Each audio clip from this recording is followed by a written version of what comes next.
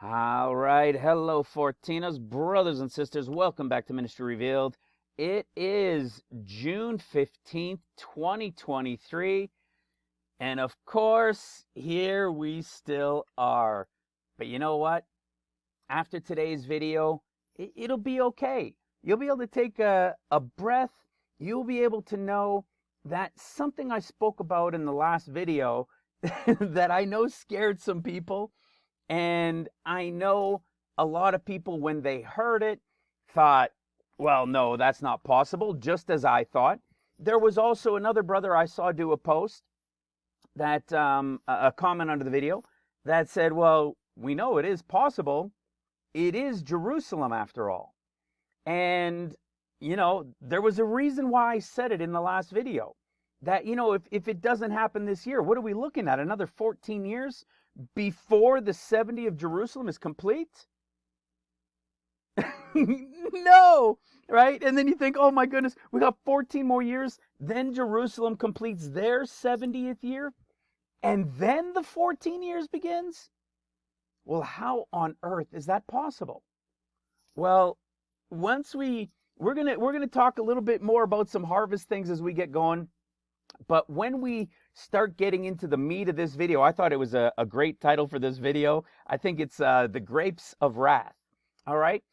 This became very important. I was led through a sister that shared with me about the wording in Jeremiah 23. And I went into it and I was looking at it. I thought, okay, there's some good stuff connected to the beginning, but I'm going to keep reading. And I got to another chapter in Jeremiah, and one we've all studied, you've seen it before, and it was about the 70 years. And as I was going through it, I thought, well, hold on a second. This is great news. But in this great news, you're left scratching your head. Because within this great news, you have to try to then discern, well, how on earth is this supposed to happen before, if it's after the 70 of Jerusalem that the rest of this happens? And I was scratching my head. You see, guys, what I do, it is Holy Spirit led, absolutely. I mean, you think of the hundreds upon hundreds upon hundreds of revelations that have come through this ministry, mysteries upon mysteries built into mysteries, hidden since the foundation of the earth for a time as this. Well, that's what's been happening. But I'll tell you something. Sometimes I could read and I know. It's been happening for a long time. As you guys know, it's not dreams. I don't get visions, audibles. I just read and I know. And as you guys know, it started about 5.5 years ago when I was aware of it, that something had changed in my life. Well, it's not, like I said, it's not always easy. And this wasn't easy because everything about it, except the key piece it discusses, everything appeared to be after the 70 of Jerusalem, which is not for another 14 years. But I thought, that just doesn't make sense. And the reason, as you're going to see, and the reason for this title is so fitting. But we've got to build it to there. But I don't want you to get nervous once we get going into this section about Jeremiah, because everything around it is going to appear to scream to you after the 70 of Jerusalem. Okay? But I'm going to show you, as it comes to a close, that it cannot be the 70th of Jerusalem when this all begins, because of what happens at the end of the 70th of Jerusalem. So it sounds a little confusing. This is what I said. It's not always easy for me. And as we get later, the deeper and the heavier things of revelation that come to be revealed, my goodness. You see, but what do we know? There's a 70 that ends for Jerusalem, and there's a 70 that ends for Israel. Why on earth did it work out from when they came into the land equaling 70 and when they completed capturing all of Jerusalem? Why is it that it equals 14 years in between? You see? Is that just happenstance? Is that just maybe kind of? You see, we've been lining up everything with this one. But when you go and dig into it, it seems like it lines up everything into the Jerusalem one. But once you see what it says happens at the end of these 70 here, there's no way it could be this one. And yet, there's no way that when you read what happens at the end of the 70 here, that it could be the 14 years of tribulation starting after this 70. So there's like a, I don't even know how to explain it. It's kind of twisted the way it's hidden in there. But I promise you, as it builds and as you get nervous watching it, because everything seems to be telling you once this 70 is complete, you're going to realize that it can't be, because what happens after this 70 of Jerusalem. You see, one thing we must always keep in mind is the thing that has been is that which shall be, okay? What was Old Testament will be. That which is done, which is New Testament, is that which shall be done. So creation to Christ, Christ to the pre-trib escape. And then it's the is to come. But what was and what is, both shall be. Now, both of these things, as we have shared so many times over the years, both of these things, okay, like Old Testament typology, New Testament typology that will play out in the is to come of the 7 churches, these things played out over thousands of years. Yet the end of days is only 14 years. So 50 days and 14 years. But how is this all going to play out as thousands of years in this period of time? Well, it's because it's all typologies.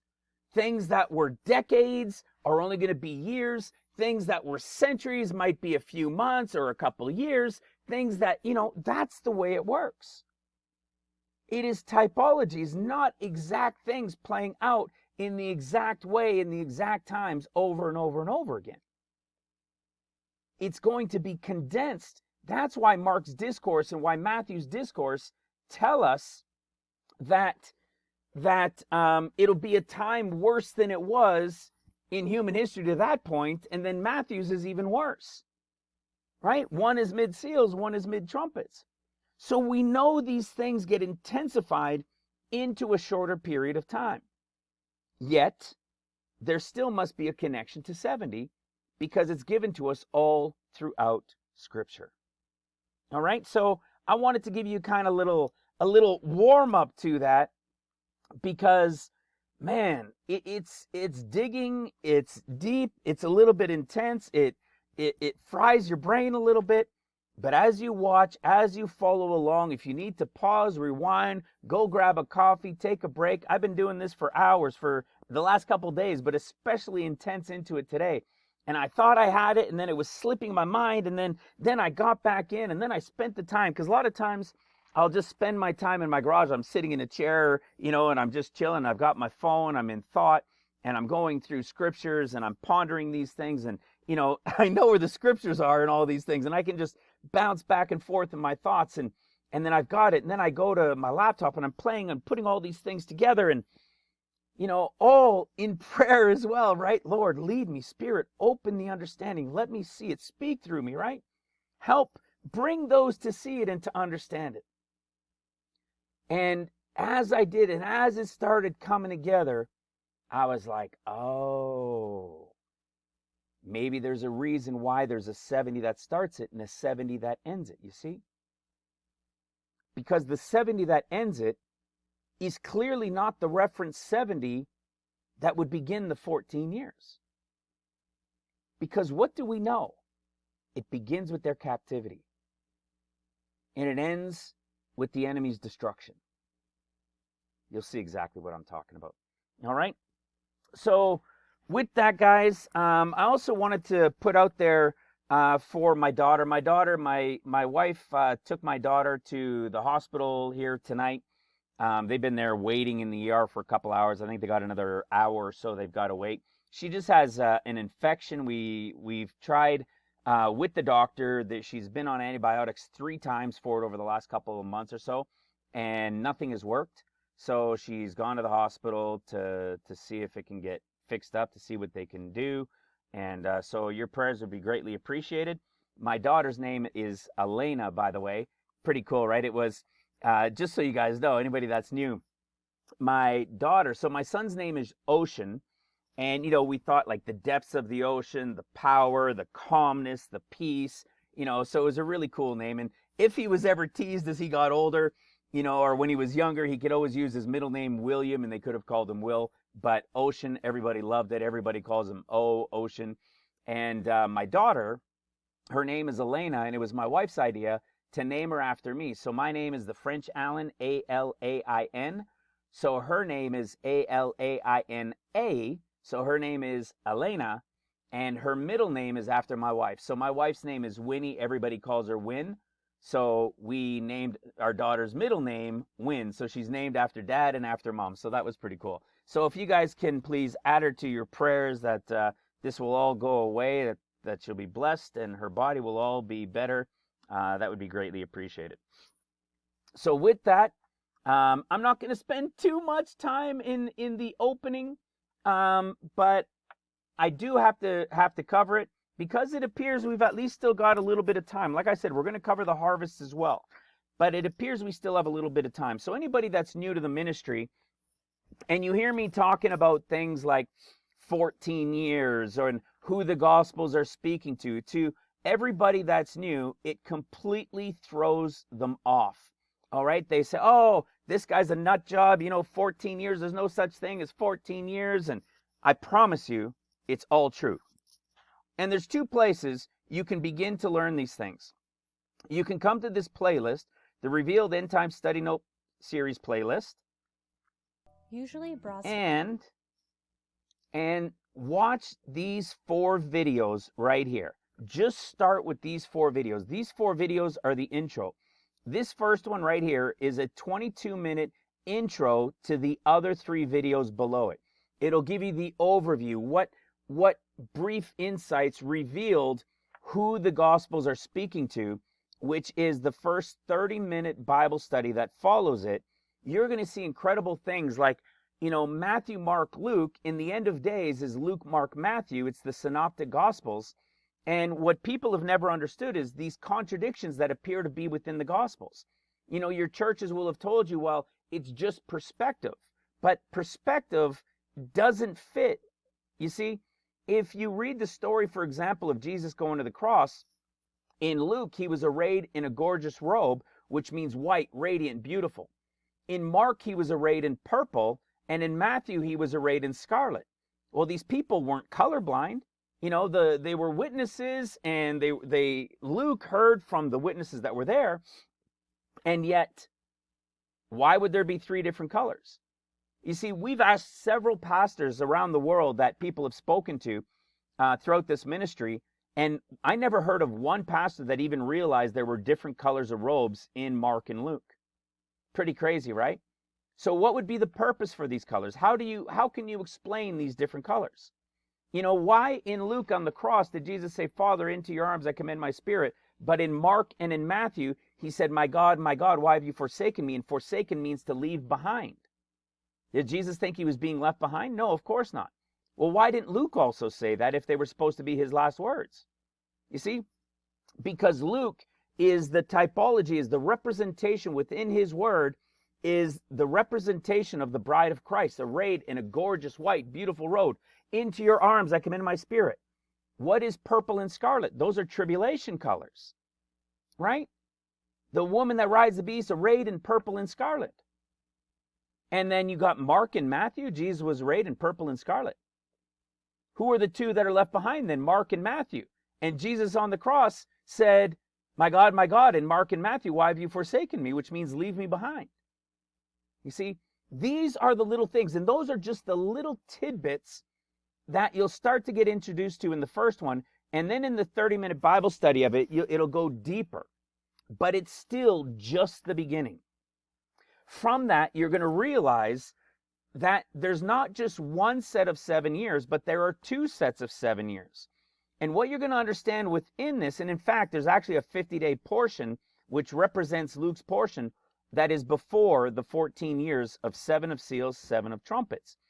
But this fourth video, the big one, it's all because of Matthew, is the one that will connect all of those dots after you begin to understand these things. What you're going to see from It's All Because of Matthew is because everybody for hundreds and hundreds of years have been taught the Gospels through the lens of the Gospel of Matthew. So when your foundation is based in Matthew, everything else you see, you try to unknowingly, even though you're not aware of it, you're trying to associate it through the lens you've been given of Matthew. And when you're searching and seeking prophecy, which is what we do, this is the revelation of the open books, the prophecy being revealed from the beginning of creation to the end of Revelation. And what you're going to see is if everything you do goes to Matthew 24, you'll realize as you go into these things here, why Matthew knowingly is written to the Jews. You see, Mark is written to the world, to the church, to the house of Israel with the Gentiles grafted in, whereas Luke is written to the bride. So what happens is, because everything you've done is in Matthew, everything you see tries to connect to the 7 years that are Matthew's 7 years of trumpets.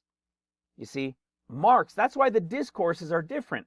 Luke's is very different because it relates to a 40, 50-day period of time, whereas Mark's relates to the 7 years of seals, at which point Matthew will be removed from Jerusalem.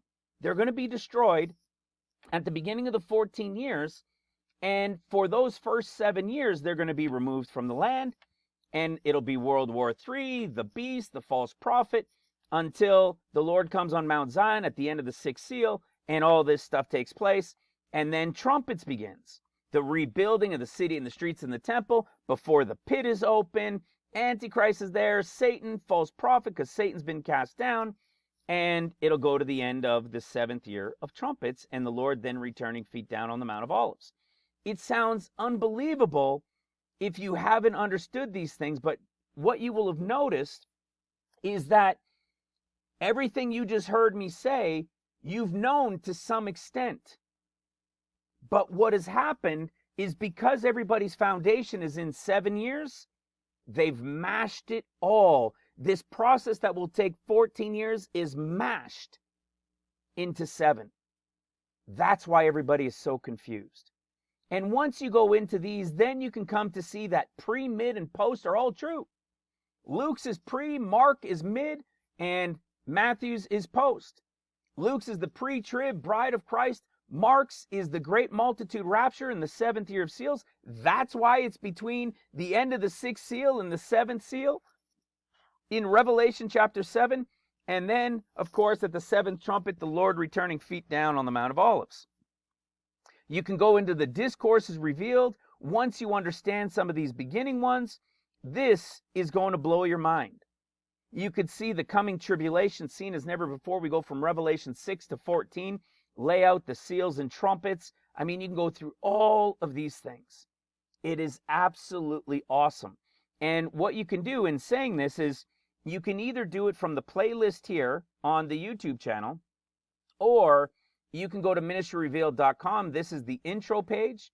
You can go here to the menu box, you see, to the menu, and you can click on all these places here. So this is the intro, and that's what you were seeing here. Oops, I went back to home. So if we go to the intro, you'll see the same type of thing here. Here's the intro video, video 1, video 2, the big one, and then when you want to go deeper. This goes heavily into the revelation of the Gospels. This is about 3 hours long. Okay, then there's your discourses revealed, pre, mid, post. Okay, the 7 churches revealed. This is an awesome one about the mystery of the use of a comma in the word and, the open books, and then this one here that takes it all the way back to the beginning. You're going to see that the entire story that plays out from beginning to end is a huge fractal of creation. So fractal, the thousands of years from creation to the end are the years that play out in the end of days. It's absolutely incredible. All right. So that's for those who are newer. And of course, I already took down the website. On the website as well, which you could link from right here, you can join us in the forum. So in the menu box, there's the word forum. You can click on there. There's 1,100 people from around the world. We're posting prayer requests and news and events and things going on around the world and Bible studies and all sorts of things going on in there. And we've got, you can support us here with GoFundMe or PayPal or also from our website. And if you go to the website at ministryrevealed.com, you'll see the ministry that we support over in Uganda. Guys, it's going crazy. It is exploding. Our brother Steve and his team over in Uganda, they're traveling every week. They're going through different parts of Uganda into the Congo. They're preaching. They're bringing Bibles, and those that have Bibles, they're bringing our Ministry Revealed book. And he sent me a message just the other day. He's saying we can't keep up with the books. You see, Ministry Revealed has a book, and you could see it on the Ministry Revealed website. You can read it from the website. You can download the book in PDF, and you can also buy it if you wanted to from Amazon. That's what this is here. This is from the book, okay? This is the book right here. And what happens is in Uganda, I don't know how many of them have phones, because it was a great idea to maybe have some of them read from phones, but to be able to make notes in the margins and to do all that other stuff they can't do. And what they want is they've been eating this up like crazy. You see, many of them have had Bibles for a while. Many of them, like all of us, have been confused and trying to understand, what is this saying? What does this mean here? What do you mean end times are coming? What do you mean preparing for the time of the end, to be watching and praying? What does that mean in Luke's discourse? How can we do these things? What do we need to understand? And so what's happened is we've been providing through you guys, through the support of the ministry, all of these things for Steve and his team, and it's been absolutely incredible. Well, guys, he can't keep up. Could you imagine? I said, well, what do you mean you can't keep up? I mean, there's been, I think, close to 2,000 of the Ministry Revealed books, over, 2,500, 3,000, I think 3,000 Bibles that have been given out. The travel to the locations, the setup and everything else. I'm like, what do you mean you can't keep up? He says they need hundreds of Ministry Revealed books per week for those that already have Bibles. They also need Bibles. The Bibles come first. But the Ministry Revealed books, for those that have Bibles and have been studying for years, are seeking the books to help them better understand and prepare for this time to come. And he says they need hundreds of them a week now. How crazy is that? Man, you would have asked me, if you asked me 5.5 years ago when I got this really going and I was doing this and I realized something was happening, man, oh man, I would have thought, man, you are crazy. You're crazy. There's no way. Well, brothers and sisters, it's happening. We're preparing, and it looks like we still have a little bit time this year. All right, we know this count that we're in. We're going to talk about it here, but there's a little bit more time. So if we can continue to provide and help every way we can, let's continue to do it. All right. So where did I want to go? Oh, let me show you this now.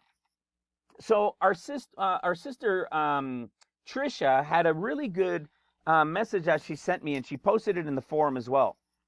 And I thought it was very interesting, because you see, the thought lately, just recently, as we'd gone into Ruth and so forth, was this possibility that the pre-trib bride of Christ, that Luke group, is potentially the main harvest, right? The end of the barley harvest. And that the workers would actually be either they're a portion of that, or because they're the first fruits of the wheat, that they would be the first fruits of the wheat harvest. So Christ was the first fruits for the barley, the pre-trib barley goes, and then these guys will receive the light, as we know, from Christ, right? They're going to be with him for 40 days, and they're going to be the first fruits of the wheat harvest to bring in the wheat harvest. All right? And so as I've contemplated this in the last couple of videos and been digging into it, I thought this was really interesting. But you have to know at the same time, the time is running short. You see, the time is running short for it to be barley. And you'll see what I mean, but there's still time, okay? But this is what she posted and what she had sent to me in relation to Christ and him going to the cross and so forth. She felt led as the Spirit, and she was pondering these things years ago, that the Lord had led her to understand that, you see, you can say there were three portions, if you will, to what happened to Christ going to the cross. Okay? He was what? Betrayed. So we're in John 18, and we know it started off with Jesus being betrayed.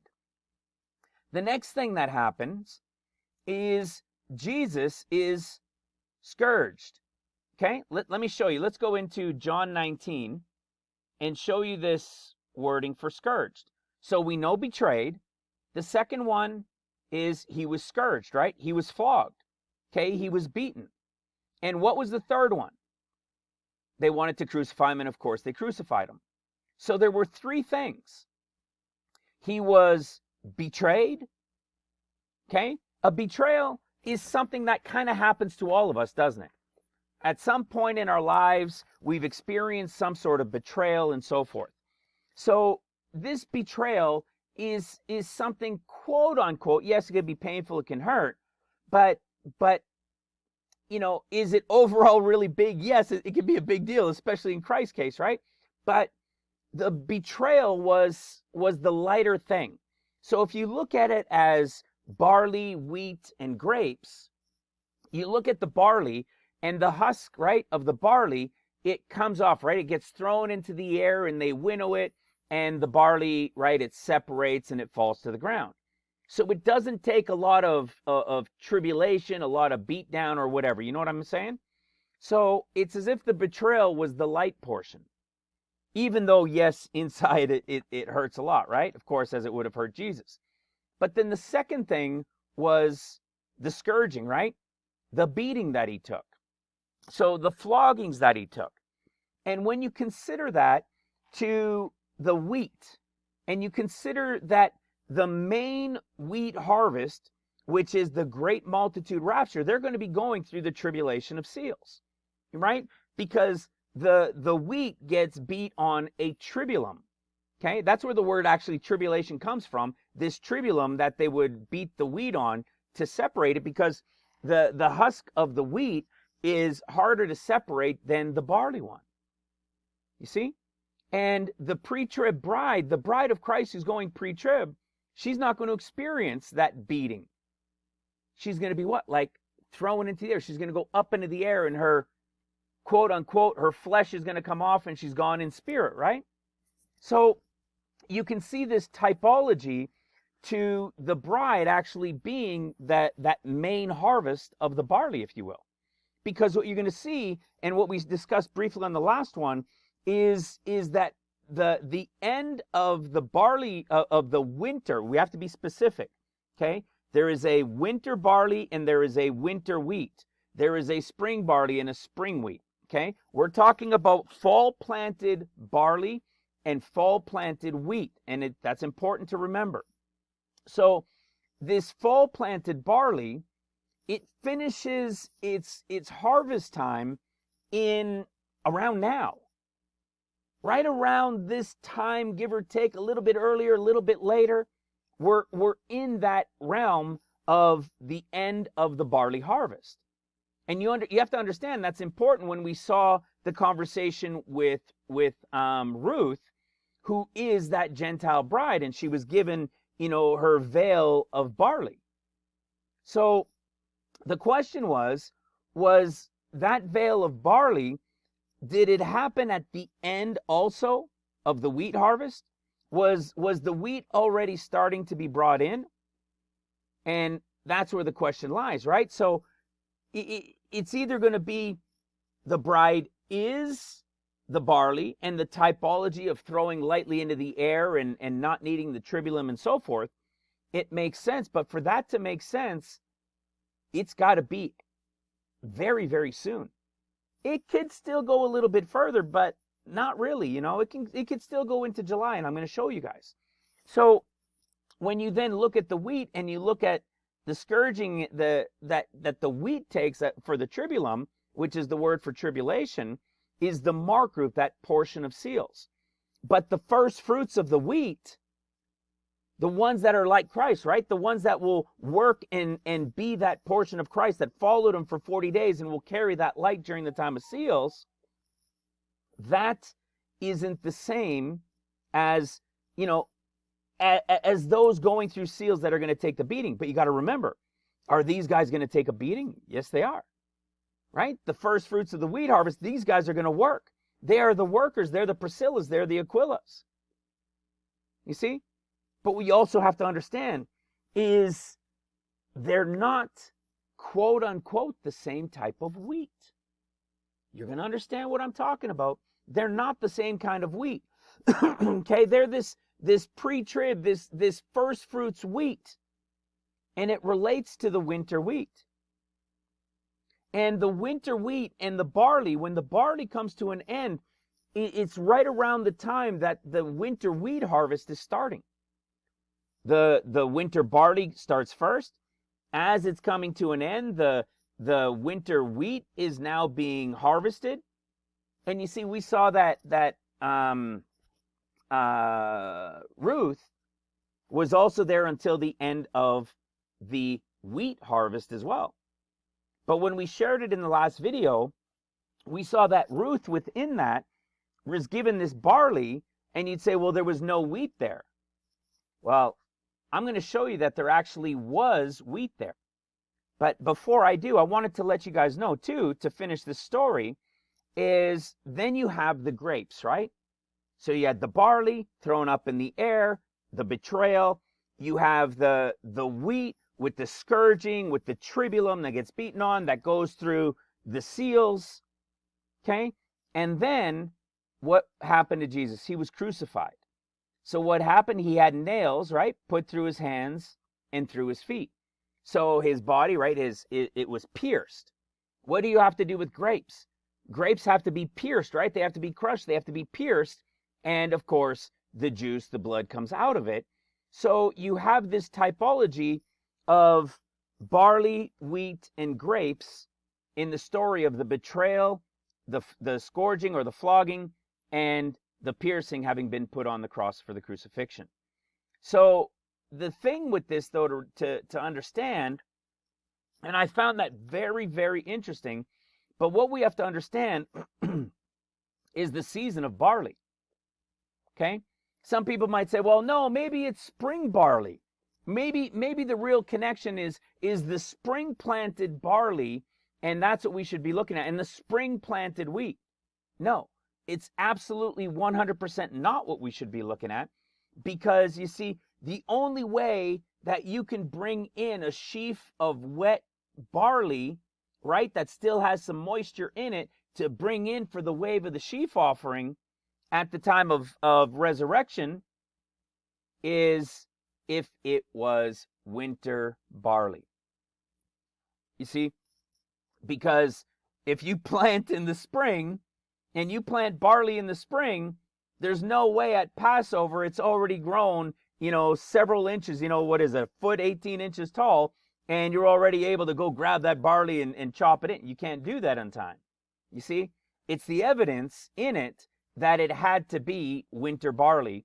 Okay, so planted in late fall and harvested in throughout the spring. Well, let me show you some of these. This is winter, winter, or what they call fall barley. Okay, this is the most active when it's planted.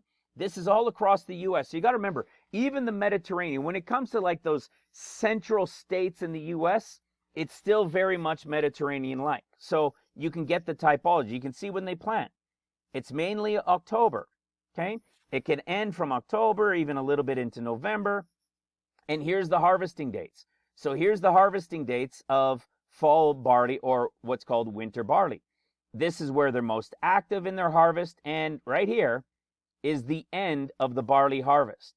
So you've got July 1st, August 15th, July 3rd, July, one in June, July, that's a late one, August 25th, June 14th, July 25th, July, August, July, July, July. Okay? The vast majority of them are July. Okay? Early, mid-ish, even a little bit to the late, and you've even got 1, 2, 3 of them that are in August. So is it possible that where we are now, that there's some other connection we're trying to understand that's still barley? Is it possible to the end of the barley harvest is the pre-trib escape? Is it possible that barley can actually go towards the end of July? I just showed it to you. See? You've got some in July. There's a late July. There's August, right? There's a mid-ish July. There's a late July, mid-ish July, early August, mid-ish July, mid-ish July. So could it be a mid-July to early August time frame? You see? It still can be. Which means it still could be possible that in this count that we've shared that started from the 16th of Sivan in Taurus, because what was the key in this? The beginning as the end. What is the month of Sivan? The month of Sivan is Taurus. In the beginning of creation in Genesis 1, it was Taurus. And in the beginning means the Feast of First Fruits, which is the 16th day of the first month. The 16th day of the first month in creation was Taurus, the 16th day, which is now called Sivan, the third month, because of what the sun has done over the thousands of years. Okay? So if in the beginning is where the end is, and the end is in the beginning, and we've shared on these things, the last shall be first, the first shall be last, all of these things tie into it, then this is why we've been counting from here. From right here.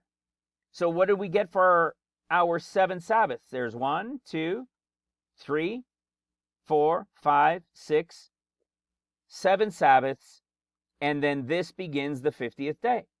So what would this mean right here? This right here could be connected to barley as the pre-trib escape, and then what do we know happens? When the Lord returns on the 8th day, after 7 days, on the 8th day, it would be what? This overlapping time, right? This period where wheat is also being harvested. But it's not the end of the wheat harvest. Do you understand that? It's still not the end of the wheat harvest. You see, let me show you the wheat one. This is wheat. So this is from the same chart, but this is what they call winter wheat. Again, it's just like the fall or winter barley, okay? And you could see when it's most actively planted, and these are the harvest dates. There's the most active harvest dates. It's very similar, but it is always later than barley. Always later than barley. So you see a lot of July.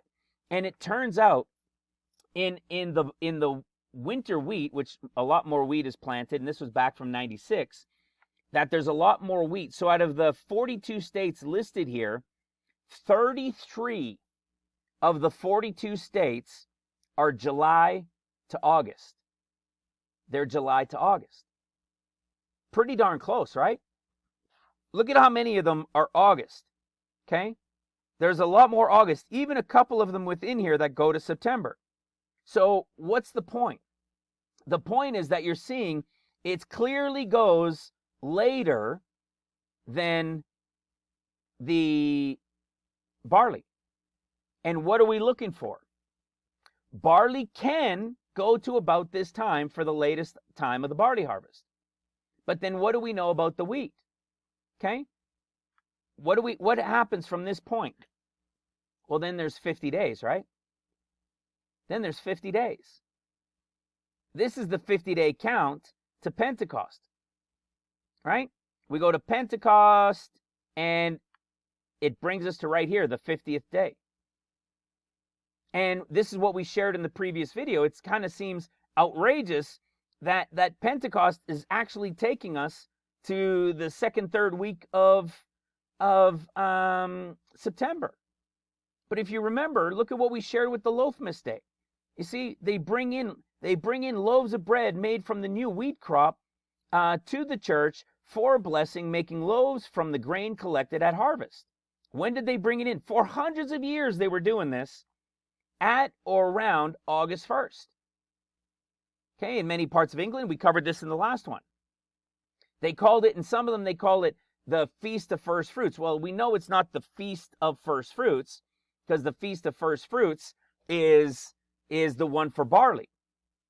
They weren't making barley, you see. They were making bread from the wheat that was brought in. You following? They even say it was from the wheat. But for hundreds of years they were doing this. And when were they bringing it in? At or right before August 1st. So it's strange that we have that connection. And then we also shared about the wine, right? The wine harvest. The harvest season of wine, of grapes, is from August to October. It's from August to October. There is no way anywhere in a grape harvest season that you can get new wine where the church is telling us all the way back here in May is Pentecost. It's absolutely impossible. The grapes haven't even started to grow yet. You see, they've got to go through summer. So it's anywhere from late August through September to early-ish October. Where's the bulk of it? September. Just so happens the 50th day ends at mid-September. You see, the only way this happens, though, is by counting from the Lord God's in the beginning. In the beginning, the end is in the beginning. That's the only way we get there.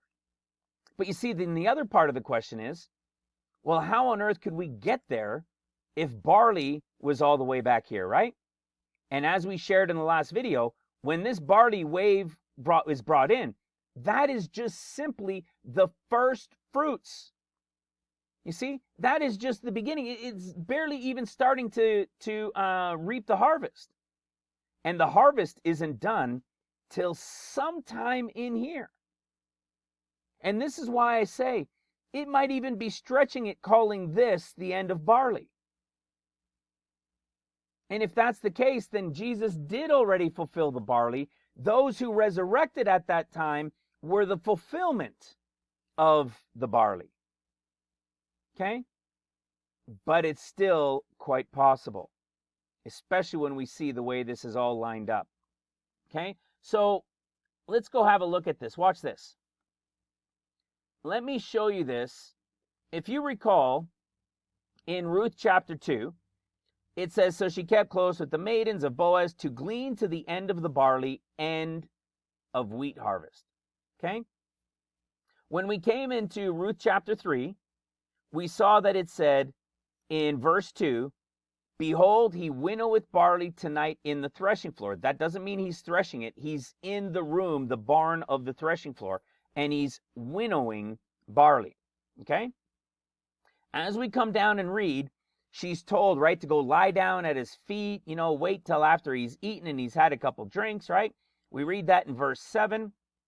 And when Boaz had eaten and drunk, and his heart was merry, he went to lie down at the end of the heap of corn. He went to lie down at the end of heap of corn. Well, hold on a second. We never caught that last time, right? We might have read it before, but everybody knows that there wasn't corn back then. Okay?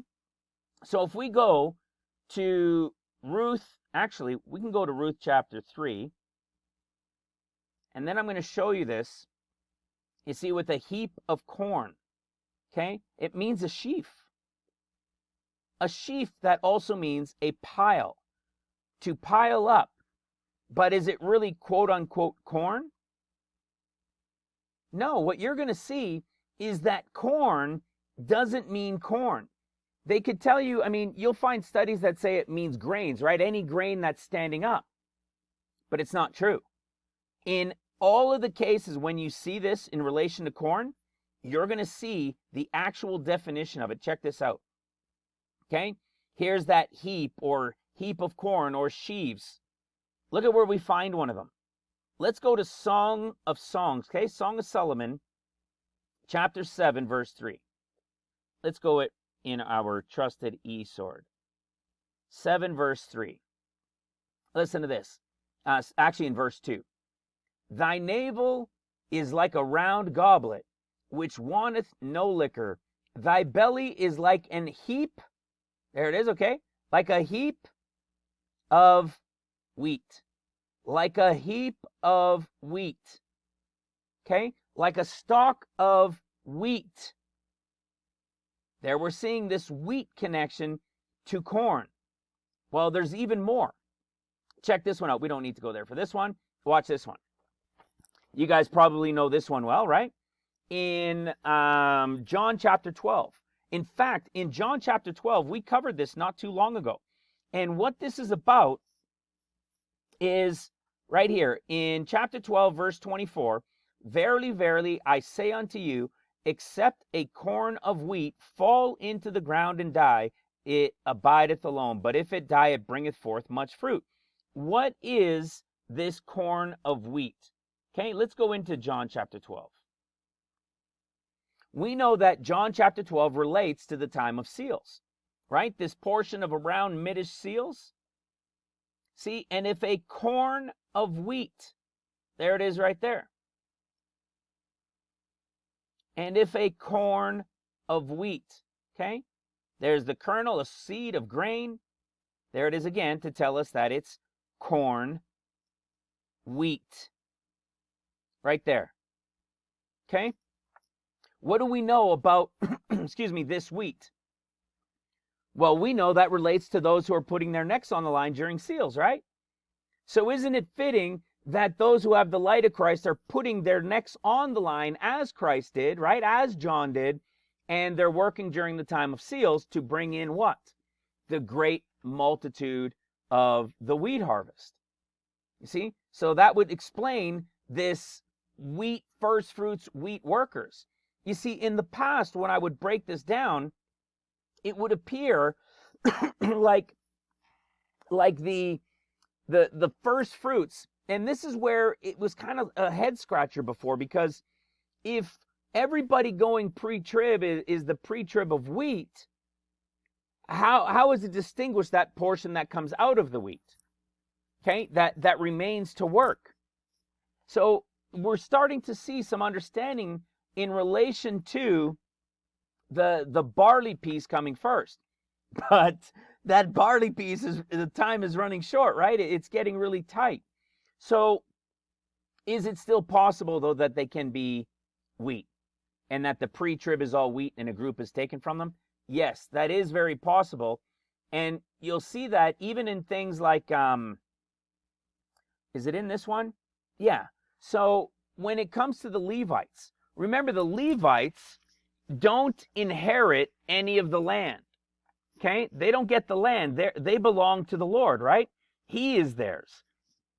And so in Numbers 18, 26 and 27, it says, Thus speak unto the Levites, and say unto them, When you take of the children of Israel the tithes which I have given you from them for your inheritance, then shall you offer up an heave offering of it for the Lord, even a 10th part of the tithe. You see, so from of those that could be the pre-trib of the wheat, a portion of them is to remain as that workers of seals, as that first fruits of that wheat harvest. Okay? Now you can see that. That's why when we looked at this in relation to Loafmas Day, right, which is when they bring in the loaves of bread as the first fruits of the wheat harvest, it's between August 1st, or it said shortly before. So here we are at this connection that would bring in the loaves of bread, which means the pre-trib escape happens. These guys then are the first fruits, and the Lord, when he returns on the 8th day, we know when he returns on the 8th day, he meets with them, they follow him, and so on and so forth. We know the story. Those are the actual workers. Those are the ones putting their necks on the line.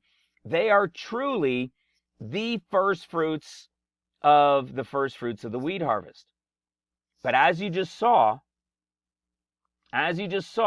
in Numbers 18, we can see that the first fruits, the 10% that is going into them, from that, there's another portion of it that is theirs. And listen to what it says in verse 27. So this is Numbers 18, verse 27. And this, your heave offering, shall be reckoned unto you, as though it were the corn of the threshing floor and the fullness of the winepress. Wasn't that interesting? Because we know there are two worker groups during the time of seals and then trumpets. One is wheat and the other one is grapes. One are the seals workers, the other one are the trumpets workers. One is wheat, one is grapes. Okay, let's look at it in Esword, Numbers 18, 27. Okay, here it is right here. And this your heave offering shall be reckoned unto you as though it were the corn. Ah, look at that. That is grain, corn, flour, wheat. You see, so what we're noticing with the word corn is at no point within corn is it telling us barley. It's telling you wheat, wheat, wheat, wheat, wheat. And in some places where it says corn, it just means standing grain, the grain that's standing tall. Well, if every other piece is telling you that corn is wheat, why would we suddenly turn to think that it means barley? Okay? You'll see why I'm leading you in this. Okay, let's keep going to the next piece. What about Joel chapter 2? This is a great one. In fact, there's going to be pieces in this you're going to want to remember, like this right here. See, in Joel chapter 2, what do we know about Joel? In the book of Joel, we broke down the book of Joel chapter 1, 2, 3, right? Remember we did pre, mid, post? So in the open books, we've done chapters to years, right? Where in the book of Joel, it's not chapters to years, it's chapters to portions, right? It's a pre, mid, and post, chapter 1, 2, 3. And I don't know how far back it goes, but it's in here. Oh, let's see if I can find it fairly quickly. Then I will point it out to you. I don't even know if I went past it. I don't even know exactly what it is I'm looking for. But it's around here. Come on, come on. There it is. It's called Joel in the Is to Come. That video, Joel in the Is to Come, you'll see the pre, mid, and post revealed in the book of Joel, chapter 2. So, actually 1, 2, and 3. So here we are in 2, and what's the connection in 2? Well, first of all, I want you to remember this. This is going to be shared when we get to the next portion. So he says, but I will remove far off from you the northern army. Okay? Well, we know when tribulation begins, he's bringing the northern army. Okay? What do we know happens at the end of seals? He's going to remove and destroy the northern army. Right? We've taught on this. We know that it's Syria and those who are in cahoots with Syria when they bring the destruction against Jerusalem, and it begins the 14 years. So this is the end of seals when the northern army is removed, and look at what it says. Joel chapter 2, verse 24. And the floors shall be full of wheat. And I will restore to you the years that the locust and the cankerworm and the pale worm. So what does that mean? Because of famine, right? Wasn't that interesting? when the time of the wheat, all the grain has come in, right? It's also the typology of the great multitude rapture, which is the spring wheat. Remember, I told you they were separate. It's the spring wheat. The spring wheat planted in the spring isn't ready until fall. It's September in further into October, and it can't be used till the following year. As we all know, it cannot be used until the following year at Passover time, at the time of unleavened bread. Okay? That's why in the 7th chapter of Revelation, when the great multitude comes in, they didn't come in right at the end of the 6th seal. You see the 144,000 were sealed, and then there's the great multitude. That's a period of time that takes place. So the point is, though, is one, you're going to see the northern army is removed from them. The vats, right, the floors, are full of wheat. So the great harvest of the great multitude wheat has come in, and he's going to restore unto them the things that had caused the famine when they were destroyed and removed from the land. You see, we know that when they get destroyed and removed from the land, whether you go to Mark's discourse or you go to Matthew's, we see it right here. Right? Nation shall rise against nation, kingdom against kingdom, and there shall be famines. Okay? There's going to be famine of the word, but there's actually going to be famines. Well, this is taking place right from the beginning of seals. Even Matthew, when Matthew gets destroyed, when Judah gets destroyed and they're removed, even for them, remember, it starts for them with destruction, nation against nation. There'll be what? Famines and pestilence. You see? They're going to have famines and pestilence. What did it say in Joel chapter 2 that gets restored to them? Joel chapter 2 represents the end of seals, the Lord on heavenly Mount Zion, and you see that the floor is full, and they're going to restore the years that the army, see the great army which is sent among them, but all these things that were destroyed which caused the famine. Which means from when the northern army comes in, you're going to see I'm building it all in together.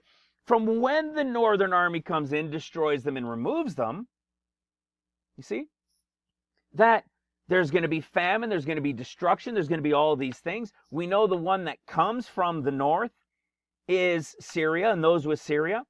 We know when the Lord comes at the end of seals, when the Lord comes on heavenly Mount Zion, okay? We know this is all about the end of seals. He destroys the army of the north, right? All those that come against them, they'll be restored. The great multitude rapture come in. The Judah comes in.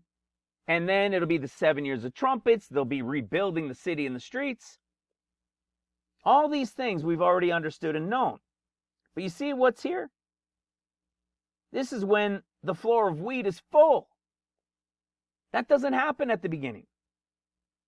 It starts with the first fruits of the wheat.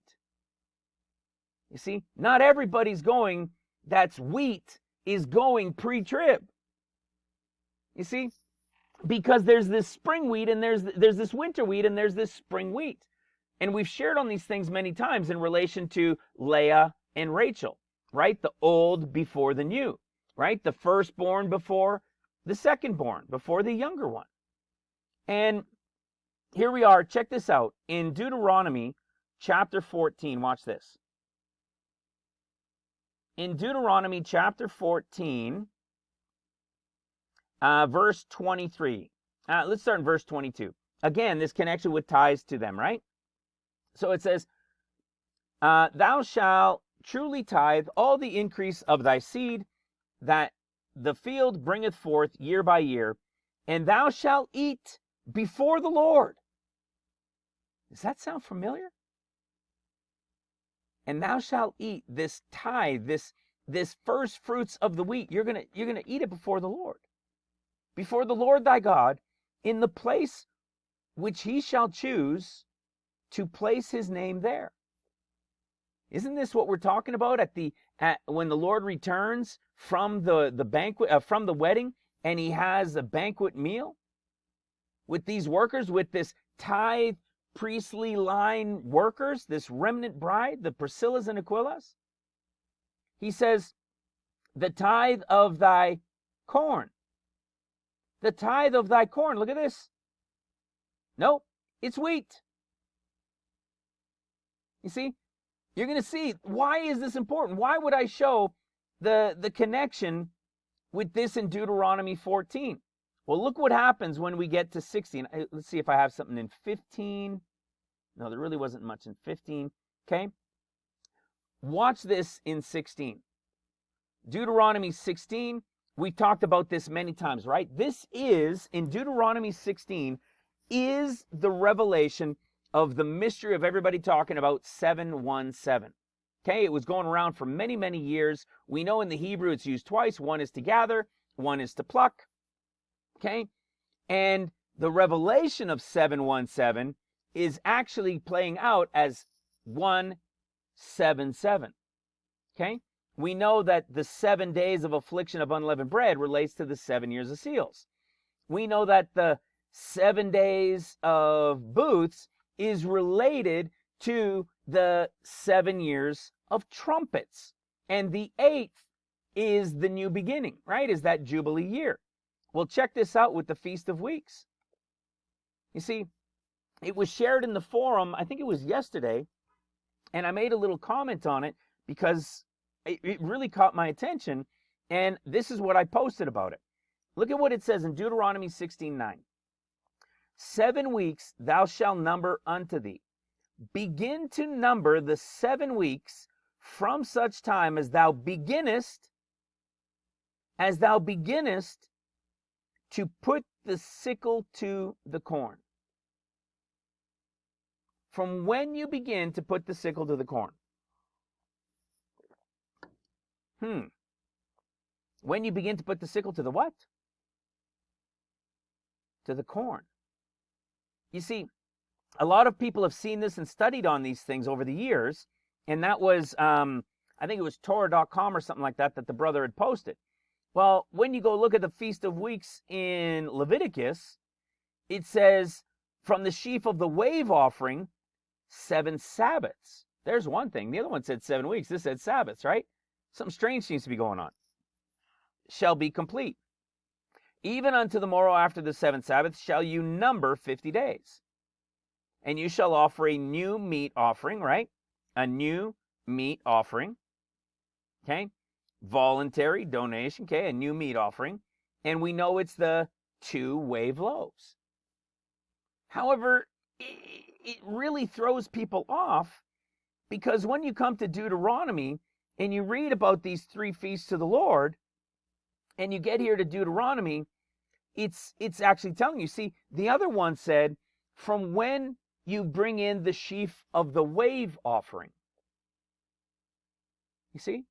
Why would Leviticus say that you'll begin to count from when you bring in the sheaf of the wave offering? Well, that sheaf of the wave offering was the barley one, or so it would seem. Yet this one is called the Feast of Weeks, and it says from when you put the sickle to the corn. What does this corn mean? See, it means a grain of stalk, something that rises.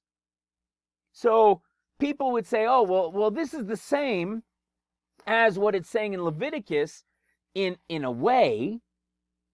Nobody's in agreement that this is saying the exact same thing as what Leviticus is saying. And the clearest discrepancy is it's telling you that you're going to begin to count those weeks from when you begin to put the sickle to the corn. So what they'll tell you is they'll say, well, this grain, even though it's called corn, it could still be barley. Yet I just showed you in multiple places, and there's even more, where corn is actually referred to as wheat, not barley. In fact, none of the places where corn is used, when it relates specifically to a grain, never once is it barley, it's always wheat. What?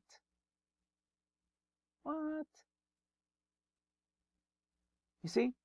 But for them, this is the biggest issue. Thou shalt beginnest to put the sickle to the corn. So even if you take it the way they see it, and they say, well, this corn, it could be any form of grain, so we're going to say it's barley, because it's got to line up with what we read in Leviticus, then it still doesn't make sense. Because in Leviticus it says when you wave the sheaf, not when you begin to put the sickle to the corn.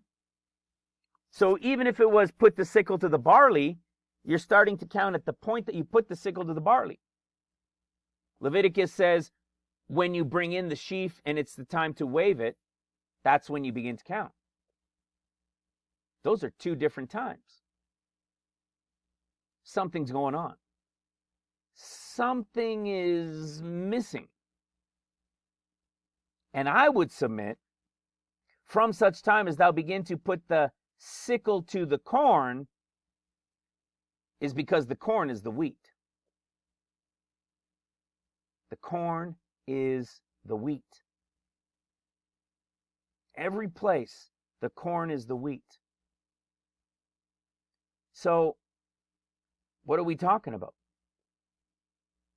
Are we talking about here? You see? Do an account from this period of time? That takes us to here?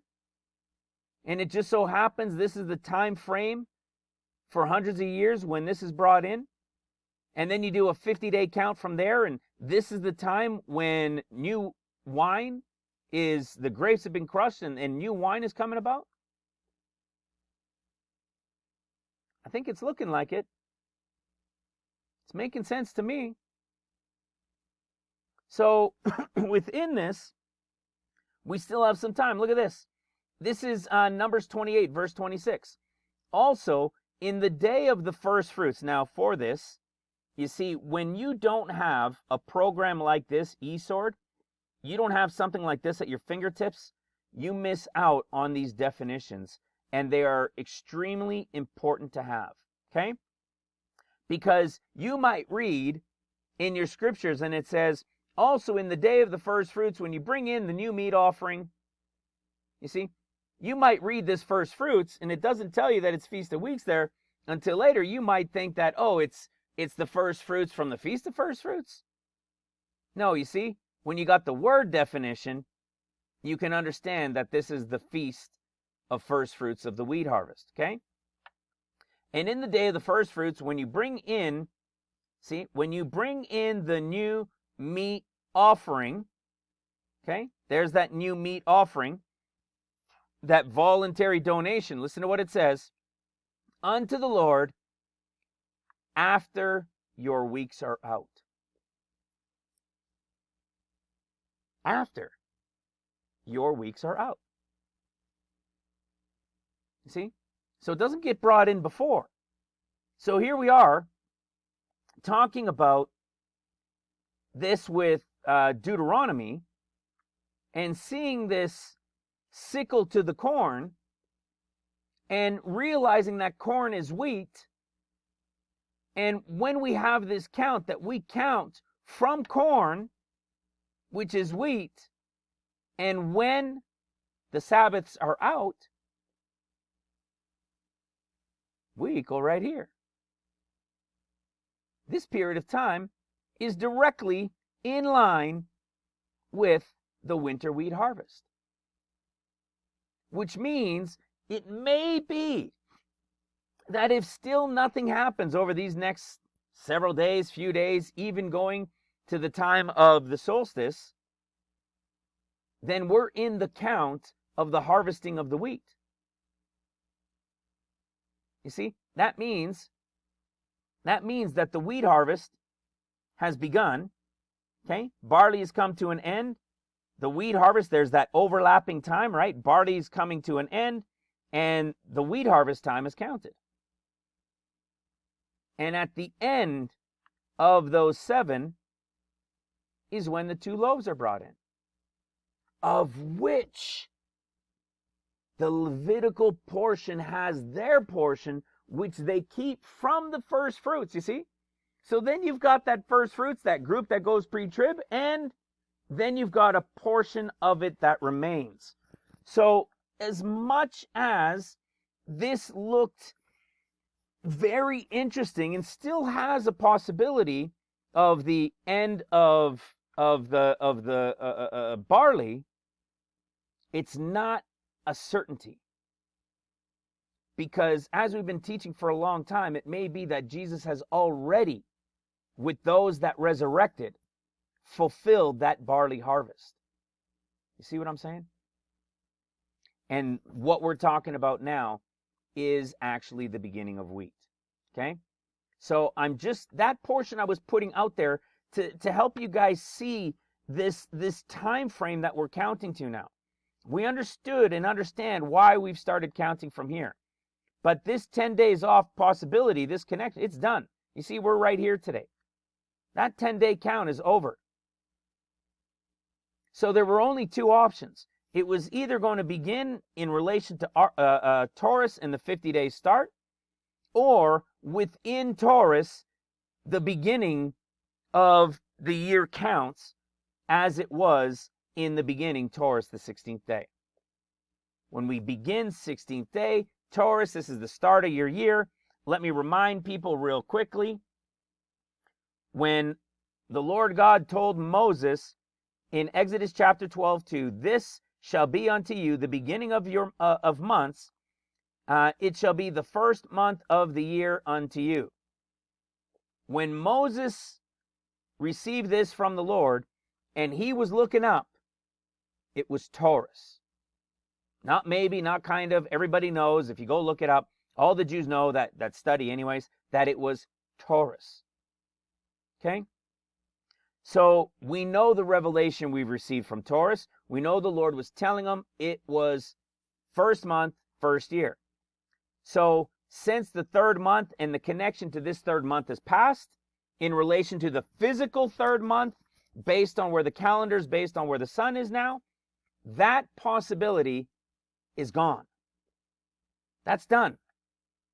So there's only one thing left for this year, and it's the count as it was in the beginning, as it was to Moses, as it was for the reason why the Jews started their alphabet with Aleph, because in the beginning it was, with Moses, it was started in Taurus, which is now the month of Sivan.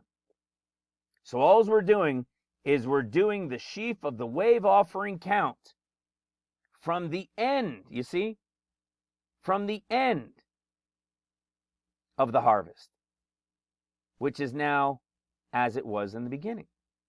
When we do that, this is where the seventh Sabbath ends, and this starts the 50 days. This, as you guys all know, is the 5th month, fasting and mourning, and this is the 7th month, fasting and mourning.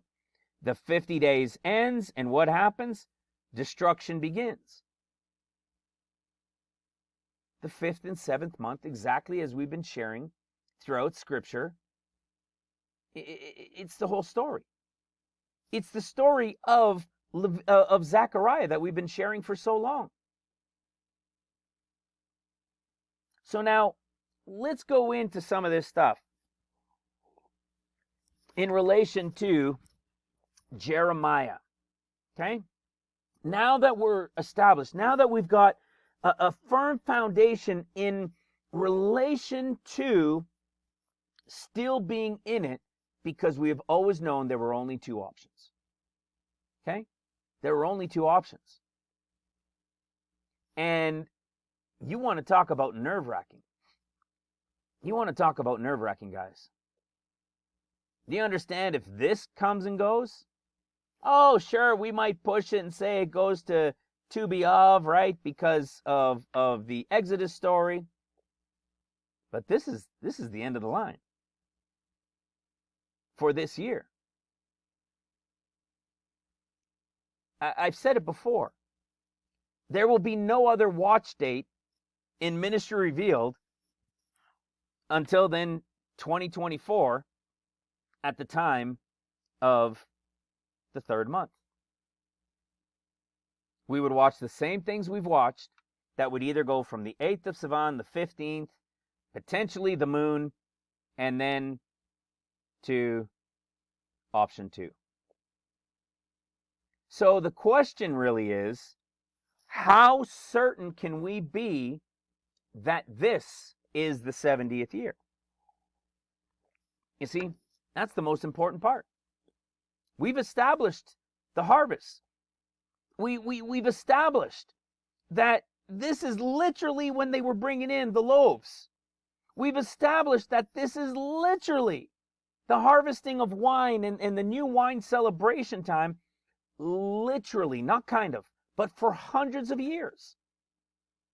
So we're not spitting in the wind or anything. We've known these things for years.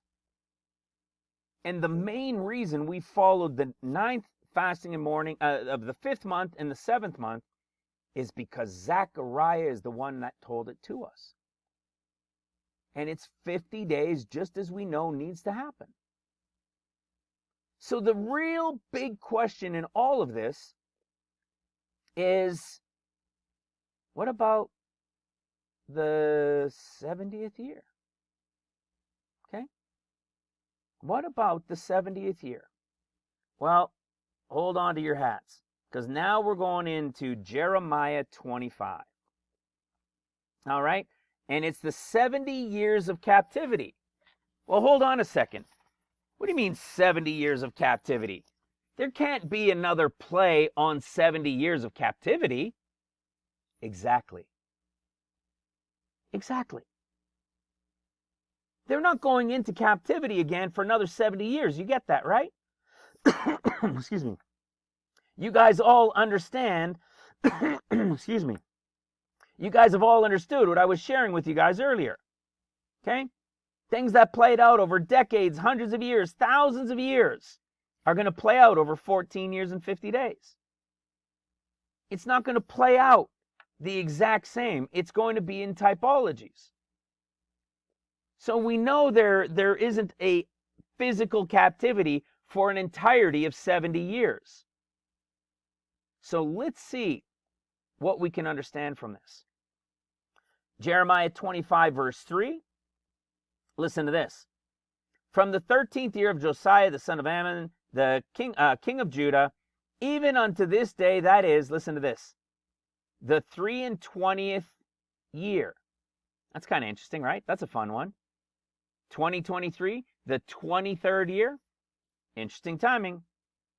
It says, the word of the Lord hath come unto me, and I have spoken unto you, rising early and speaking, but you have not hearkened.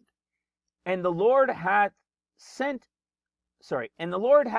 unto you all his servants the prophets, rising early and sending them, but you have not hearkened, nor inclined your ear to hear.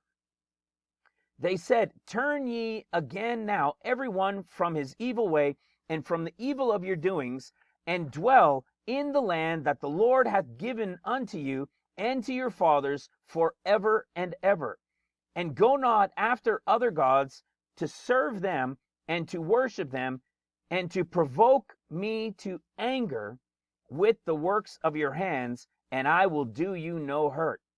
Okay? What do we see this? He sent them early. He's sending them. He's sending the prophets. He's warning them. And, of course, we know that they did not hearken. Verse 7. Ye have not hearkened unto me, saith the Lord, that ye might provoke me to anger with the works of your hands to your own hurt. Therefore, thus saith the Lord of hosts, because you have not heard my words, behold, I will send and take all the families. Here it is. Remember I told you to remember that? Behold, I will send and take all the families of the north, saith the Lord. And Nebuchadnezzar, the king of Babylon, my servant, and will bring him against this land, and against the inhabitants thereof, and against all these nations round about, okay, all round about Jerusalem and Judah, and will utterly destroy them, and make them an astonishment, and a hissing, and perpetual desolations. This doesn't sound like a big deal right now, does it? This sounds perfectly normal, doesn't it? This is exactly the type of thing we know is about to take place. Right? Let's go to Jeremiah chapter 4. We've known this very, very well. Okay, Jeremiah chapter 4, verse 5. Declare ye in Judah and publish in Jerusalem. In fact, look at how it starts. Does it say put away? Yeah, see? In Jeremiah chapter 4, verse 1. If thou wilt return, O Israel, saith the Lord, return unto me. And if thou wilt put away thine abominations out of my sight, then thou shalt not be removed. See? Again, they're being warned. They were being warned. They were being warned.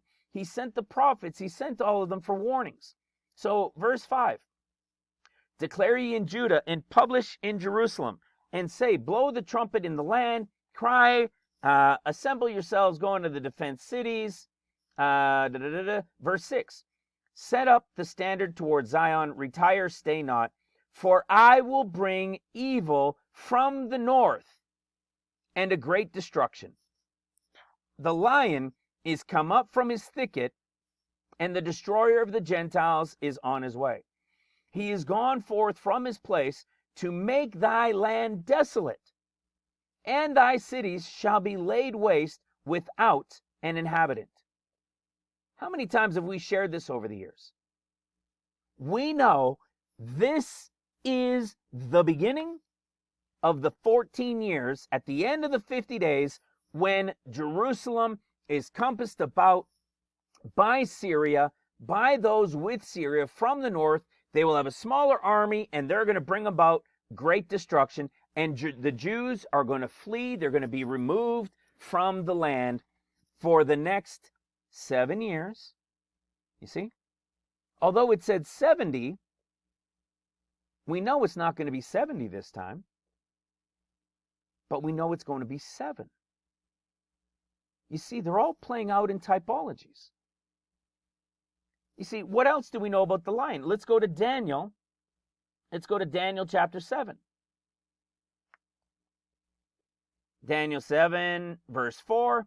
The first beast is a lion. Okay? We know that this lion, this first beast, the second one is a bear, the third is a leopard, the fourth is the beast, right? The Antichrist beast that takes over everything. So we know that this typology of what is taking place in Jeremiah that we'll end up reading says will take place for 70 years, that will start in the 23rd year, funny enough, right? All of this warning, all that he's going to do, he's bringing the family of the north, he's bringing destruction.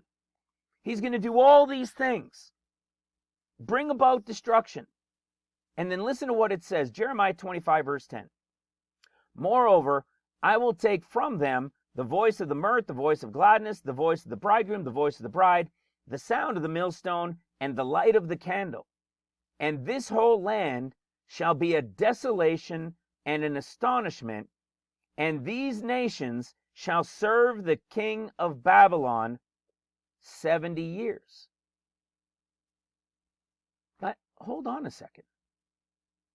Okay? Again, we know they're not going to be doing this for 70 years. But do we know that those from the north are coming and are going to actually destroy them and make it a desolation? Absolutely we do. Without question we do. This is precisely what we've been teaching for years. Look at what Daniel said, right? In Daniel chapter 9, verse 2. In the first year of his reign, I, Daniel, understood by books the number of years whereof the word of the Lord came to Jeremiah the prophet, that he would accomplish 70 years. See, accomplish. That he would complete 70 years in the desolations of Jerusalem. Just wait. You see, that he would complete, he would accomplish, right? Let's go have a look. Let's just look at the wording real quick. You know, the more we go into parts and pieces and dig and spend time in some of the nitty gritty, man, look at this. To be at an end, right? To fulfill, to accomplish, to bring to an end 70 years. What on earth is Daniel saying that he understood by the books of Jeremiah these 70 years? Okay? He's literally talking about these 70 years that we're reading about in chapter 9. In chapter 25. he says that they will serve them, right? They'll be destroyed and they'll serve the king of Babylon for 70 years. But we know it can't be 70 years. And if everything that was and was thousands of years is going to be condensed into a much shorter period of time, what do you think that condensed shorter period of time is going to be? Well, the total is only 14. But shouldn't it have an end connected to 70? Shouldn't it have some sort of end connected to 70? Just wait. You're going to see that's exactly what it has. You see, look what happens when we go to Revelation chapter 6. Where are you? Okay. In Revelation chapter 6, we see, okay, we've discussed the white horse rider. We know the white horse rider is the Son of Man coming for 40 days. That's part of the Luke's discourse. And then what do we know? And at the red horse rider, verse 4, Revelation 6. And there went out another horse that was red, and power was given unto him that sat thereon to take peace from the earth, that they should kill one another. Okay? And there was given unto him a great sword. Look at the third seal. And when he had opened the third seal, I heard the beast say, come and see, and behold, a black horse, and he that had on him had a pair of balances in his hand. And I heard a voice in the midst of the four beasts say, a measure of wheat for a penny, and 3 measures of barley for a penny. See that thou hurt not the oil and the wine. Look at what we're seeing. We're seeing a sword given, right? Destruction is coming, and famine. Wasn't that interesting? What happens when we go to the discourses? Look in Mark 13, verse 8. This is the beginning of the 14 years, right here in Mark 13, verse 8. For nation shall rise against nation, kingdom against kingdom, and there shall be great earthquakes in diverse places, and there shall be famines. And there shall be famines.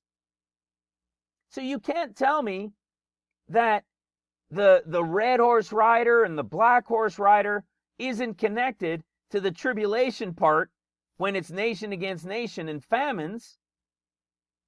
Famine, hunger. Well, it was the same thing in Matthew's discourse when they're removed from the land. Remember, when Judah's removed from the land, when Jerusalem is destroyed, the Jews have fled. Some are taken into captivity. See, like that Nebuchadnezzar type story, and they're taken into captivity. What ends up happening? Well, there's going to be a famine. Right? It's nation against nation. Matthew 24, verse 7, nation against nation shall rise against nation, kingdom against kingdom, and there shall be famines. You see, this is all the beginning. And then when you go into the rest of Matthew's, it's really this conversation to trumpets. But the first 7 years, you got to remember, they're removed from the land because of an attack and a destruction, and they're going to be starving. There's going to be famines, pestilence, and all these things going on. Okay? So we're seeing this taken into captivity. Okay? When we come right here, we were looking at this. From the north is coming. Right? They're going to be taken captive. They're going to be destroyed. There's going to be famines. There's going to be pestilence. It's going to be nation against nation, kingdom against kingdom. Well, if you remember what happens in Zechariah chapter 8. Excuse me. Zechariah chapter 8, which we talk about, is the beginning of the 7 years of trumpets. The Lord, as we've shown, is now returned. He's on heavenly Mount Zion, not feet down on the Mount of Olives type, but he's on Zion, whatever that looks like in the clouds. And we know when we get to verse 10, where it says, for before these days there was no hire for man, nor hire of beast, neither was there any peace. Okay? Red horse rider, peace was removed. Neither was there any peace to him that went out or came in, because of the affliction, for I set all men, everyone against his neighbor. Nation against nation, kingdom against kingdom. So clearly, the connections to Zechariah, the connections to the beginning of the discourses, to the beginning of the seals at the red horse and black horse rider. These are all clearly lined up to the exact same time frame of those coming from the north who would destroy them. And let me show it again. If we go into where is it? 2 Chronicles 24. This is where we see that attack. You see, at the year's end, which would make sense now to the time of the end of Elul, right? To the start of trumpets, right? The start of Tishri. And it came to pass at the year's end that the host of Syria came up against Judah and Jerusalem and destroyed them. They took the spoil to Damascus, right? This is that typology. This is the king of the north, or Syria coming, right? Assad. It's the same typology of them coming. But now we start to get into some issues here. Because if we go back into Zechariah chapter 1, and we go to our famous verse 12, and it says, "Then the angel of the Lord answered and said, O Lord of hosts, how long will thou not have mercy on Jerusalem and on the cities of Judah, against which thou hast had indignation these 70 years?"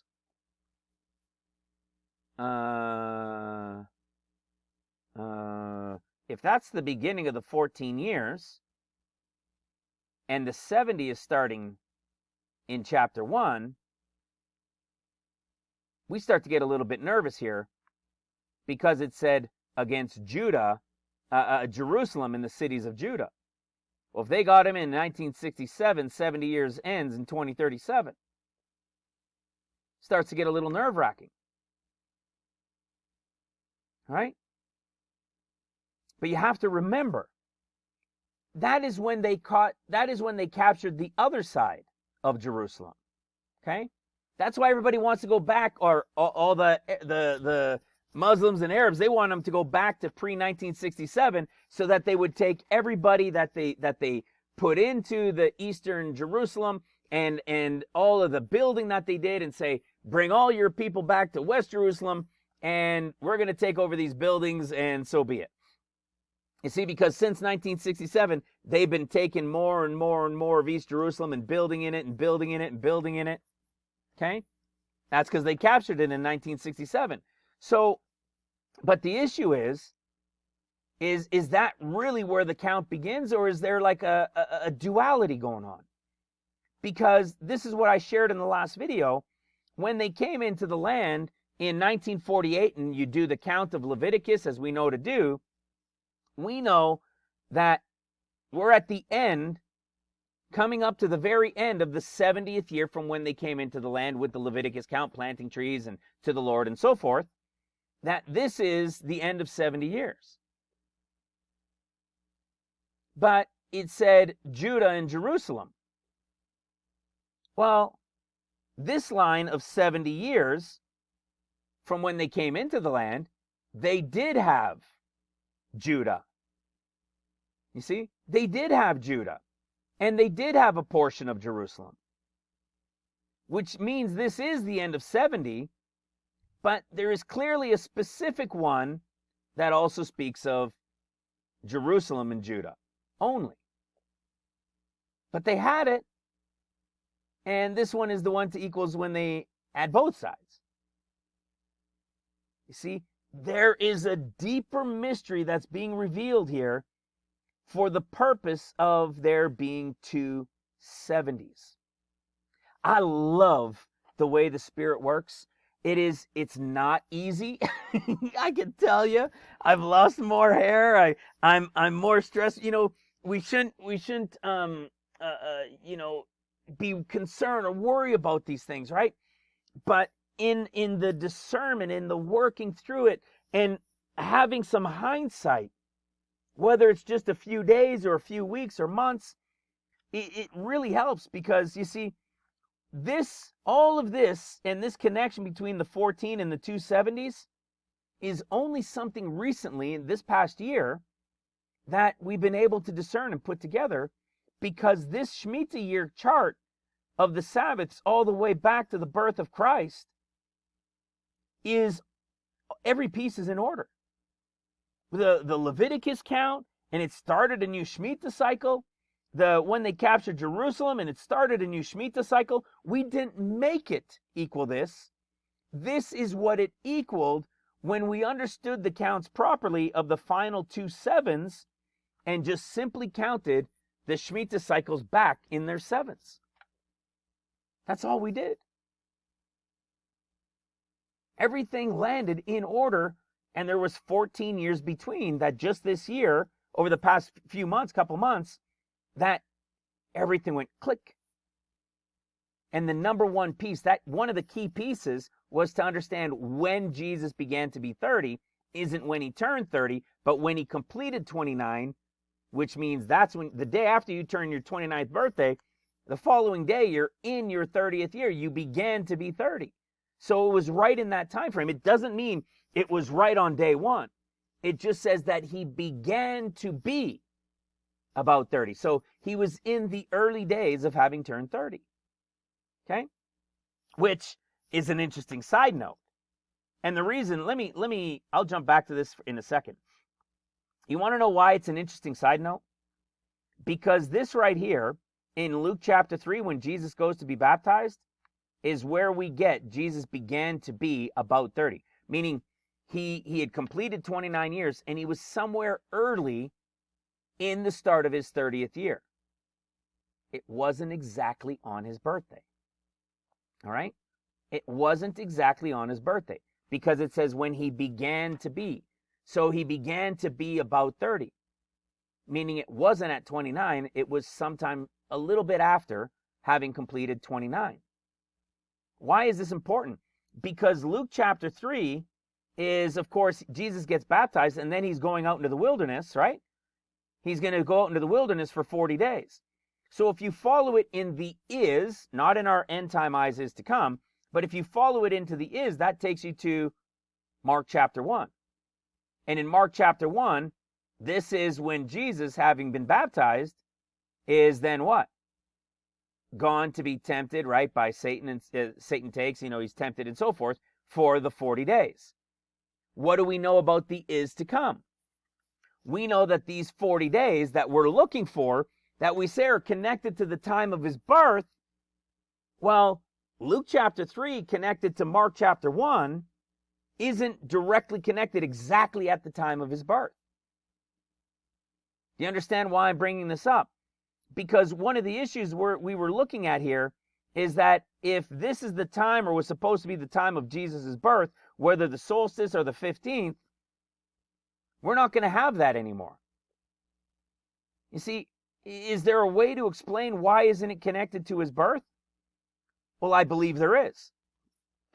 Because if he began to be, so he was already into his 30th year, just a little bit, and Luke chapter 3 is Mark chapter 1 after he's been baptized, and now he's taken into the wilderness, that means that this 40 days and this Mark gospel that we have shown, the reason why Mark's gospel starts with this in the 40 days of the Son of Man is the typology of the 40 days of the Son of Man before he then what?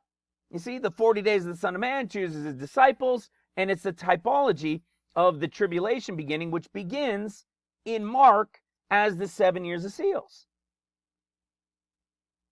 But what else do we have? Let me show you this, and then we'll get back to that other piece.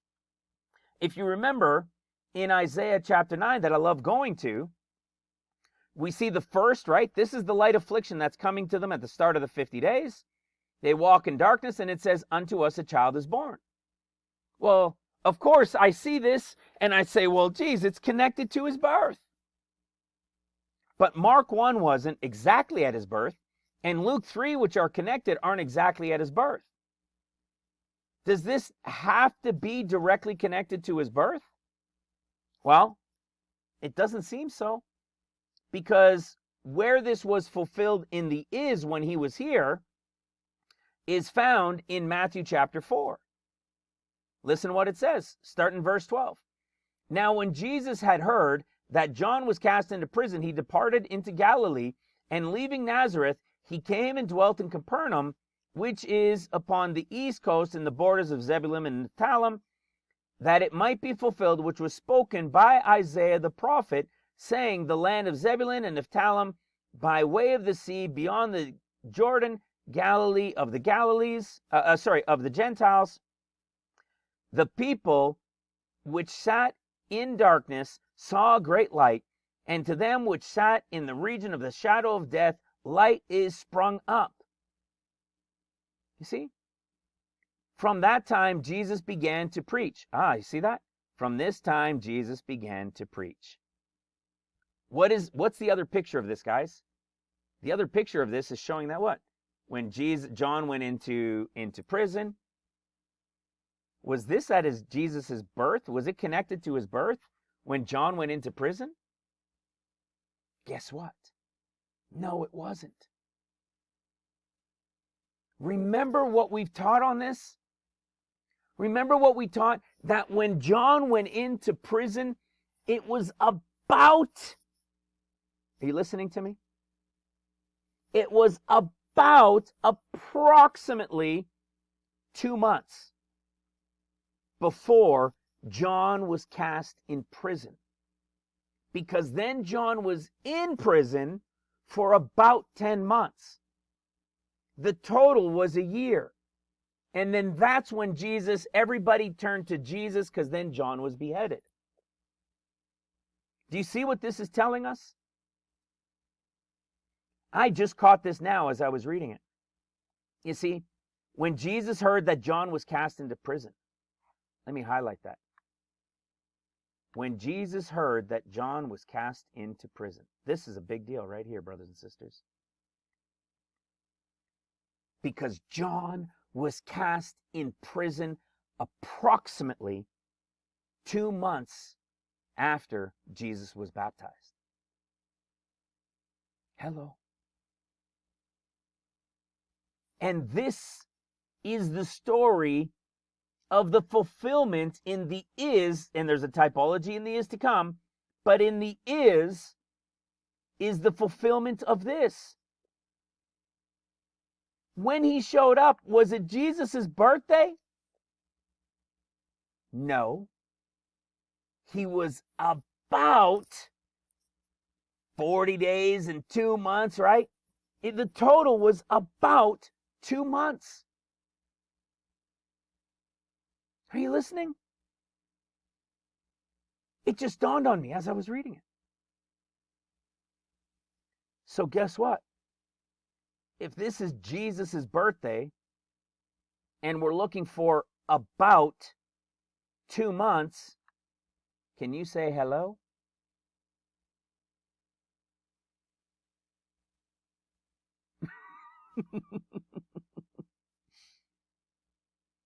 Let me just let that sink in. If this is Jesus' birthday, as we've shown, gone through history, all the people that have shared on it and everything else, that Jesus was born here. And John wasn't put in prison till about 2 months later. This is 2 months.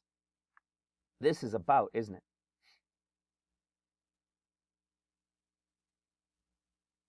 Oh my goodness. The fulfillment wasn't directly at his birthday.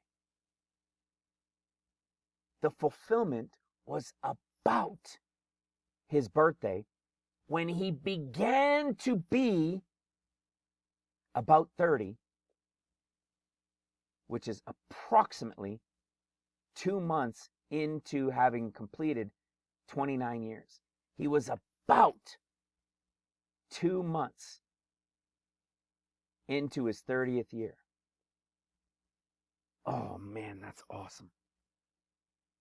Oh, that's awesome.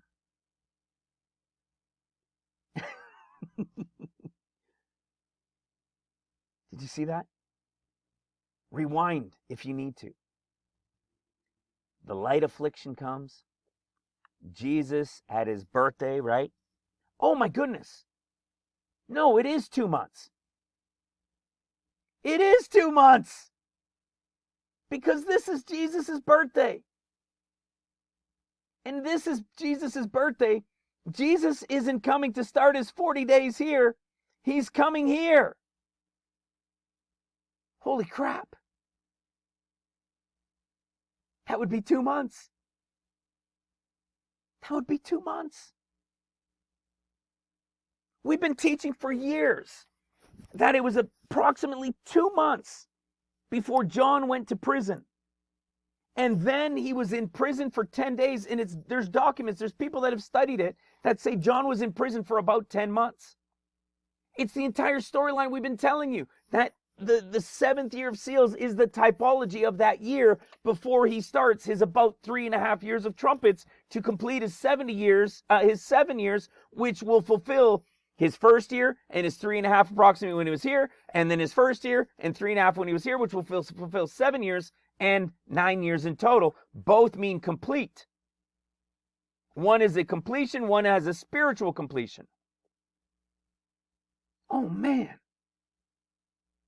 Not kind of 2 months, 2 months.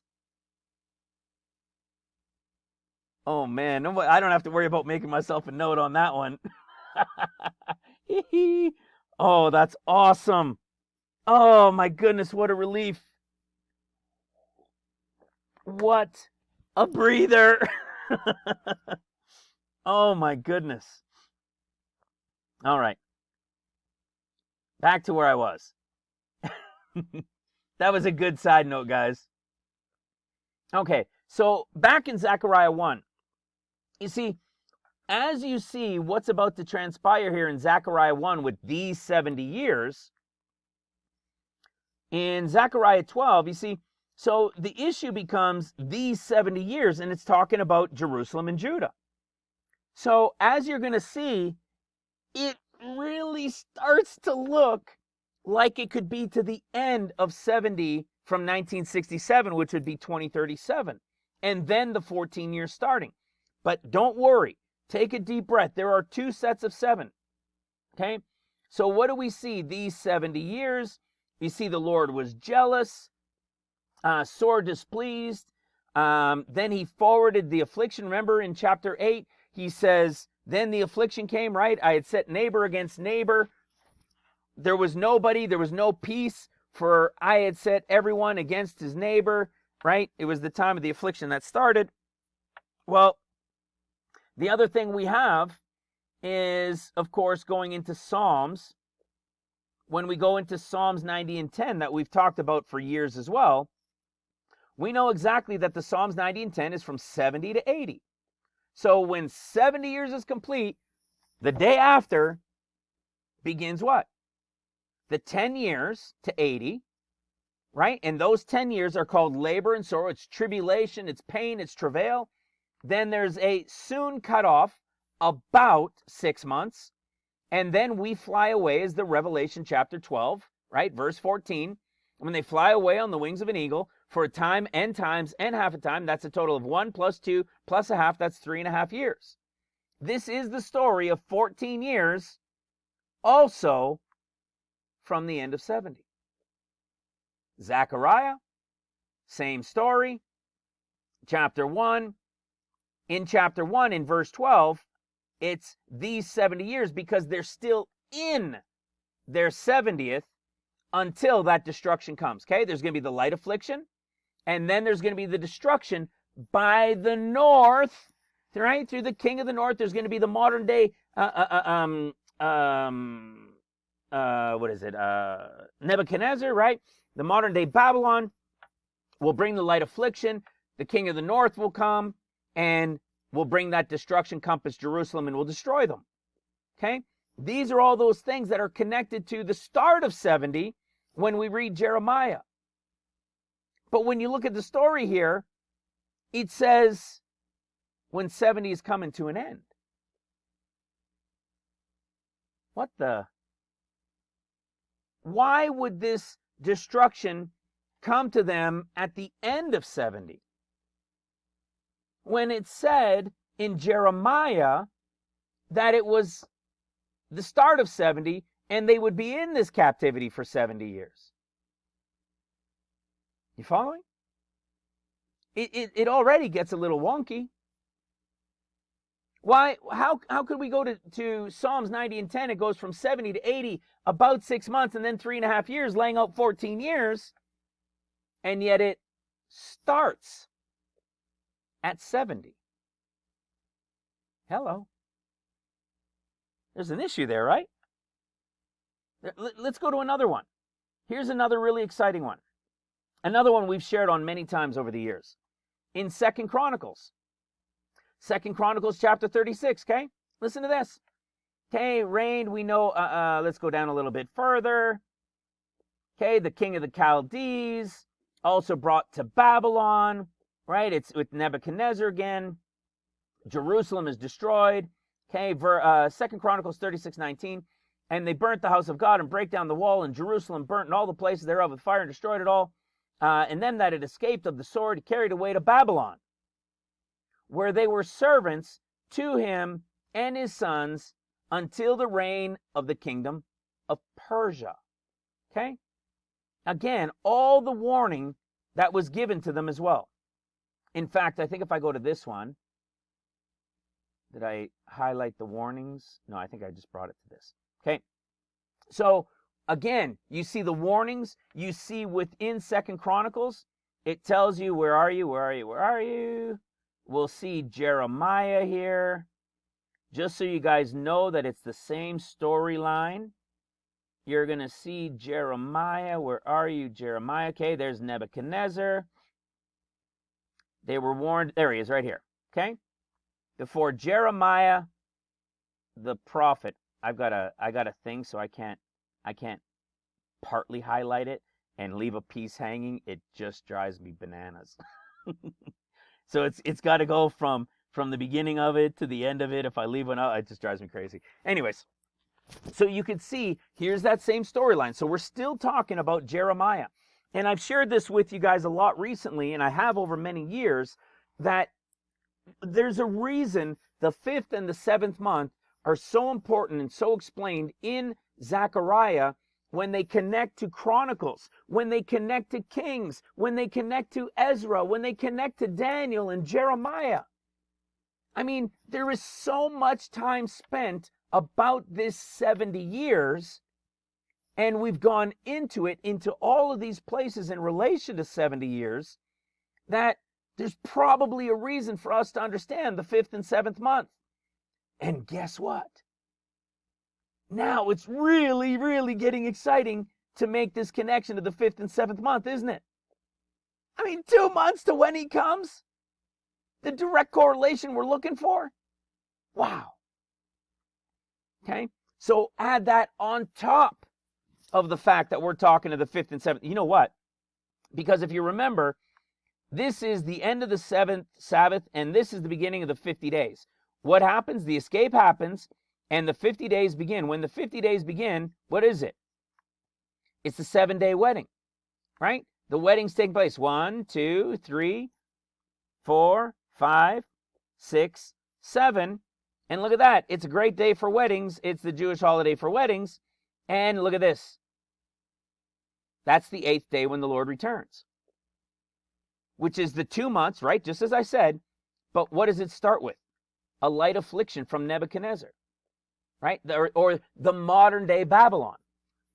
This attack that happens from modern day Babylon first, before the north comes and destroys them, which is the attack on the 5th month, like Nebuchadnezzar, like the destruction of Jerusalem, even though this is just the light affliction to start. This is the Isaiah 9. You see what I'm saying? This is the Isaiah 9. We're now able to connect Isaiah 9 because of Matthew telling us, because we knew when he was put into prison, it was about 2 months after Jesus came. It was about 2 months from his birthday. And it's right here. We've been talking about this as the first attack and this to the second attack for years.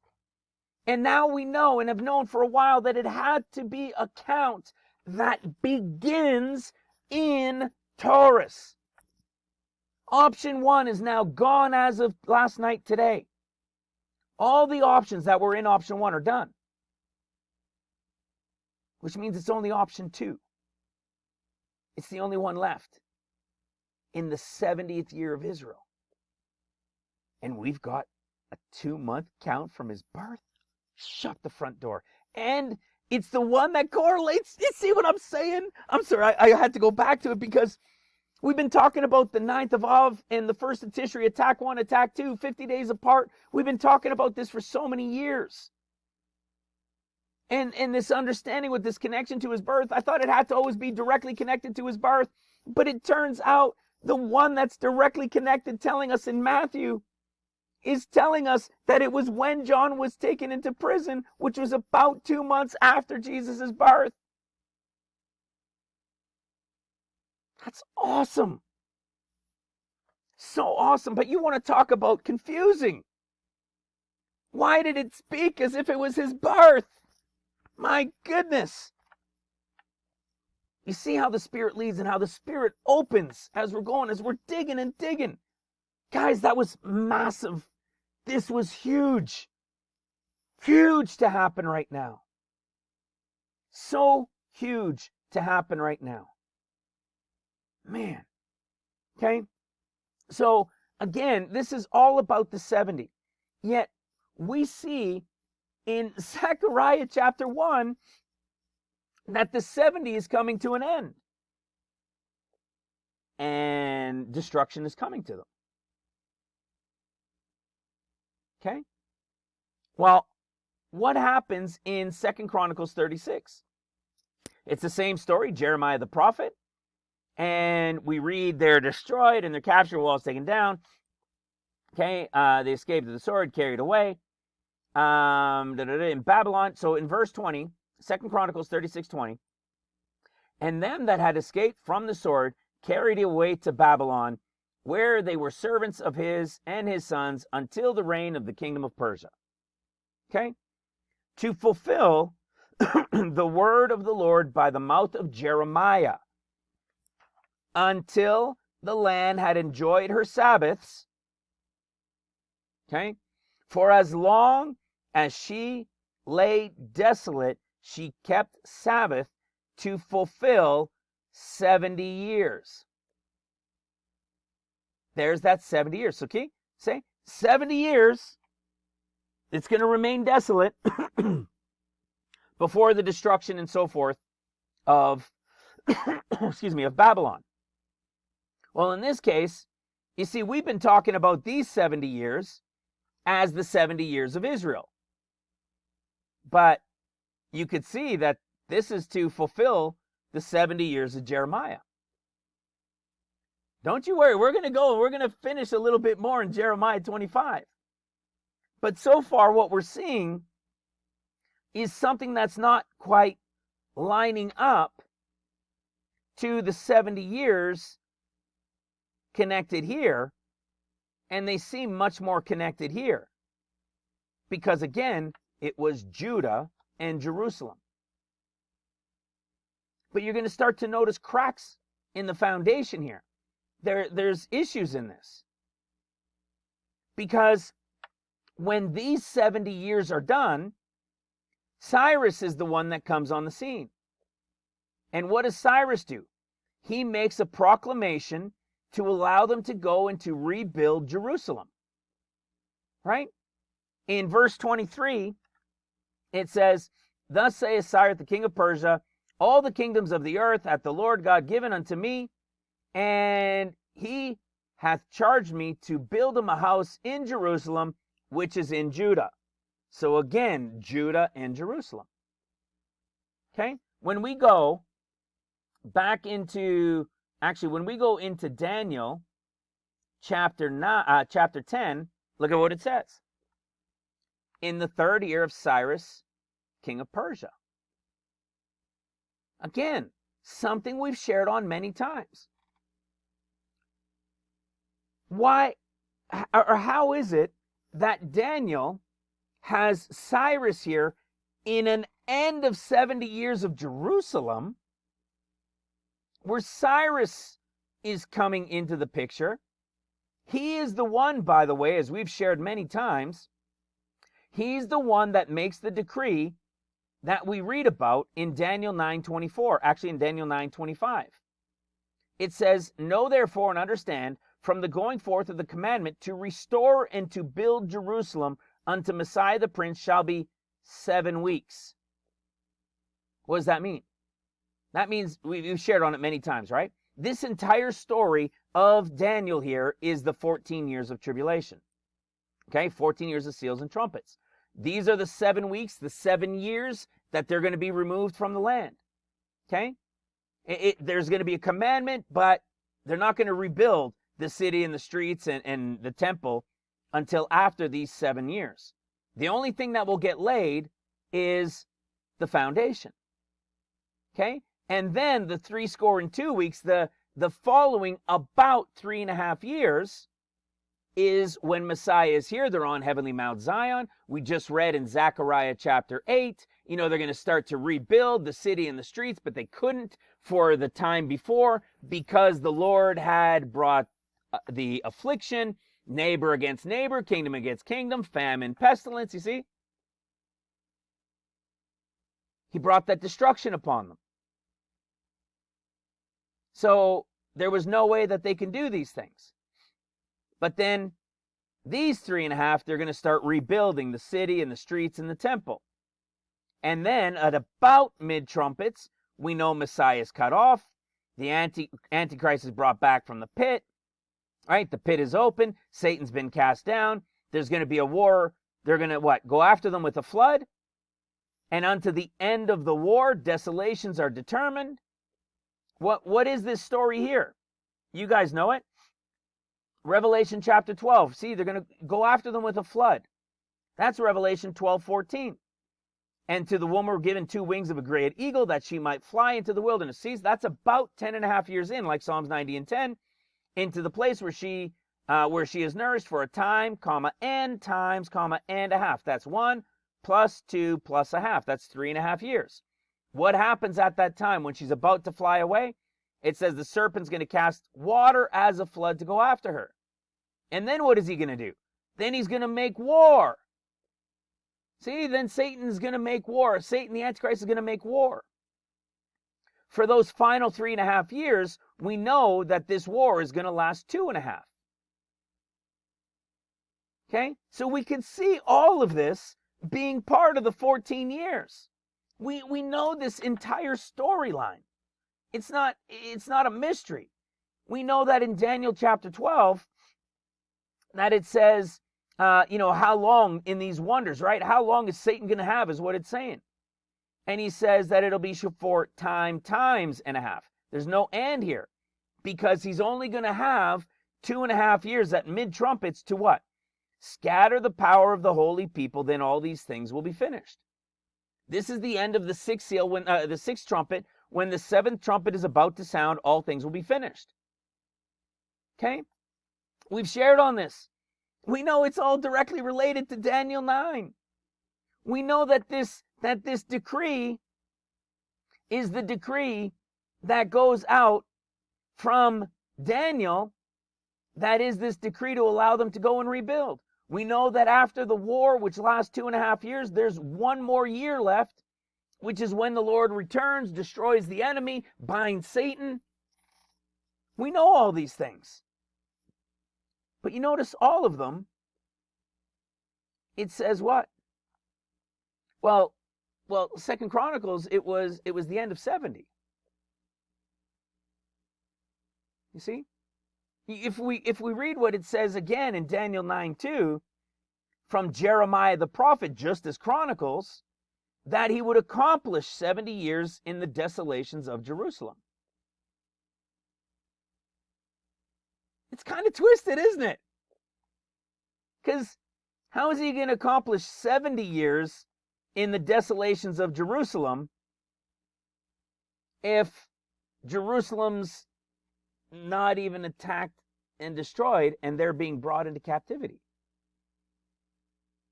When on earth is this going to happen? Because it's the accomplishment of 70 years. Look at what I'm saying. Even if this is the 70 years,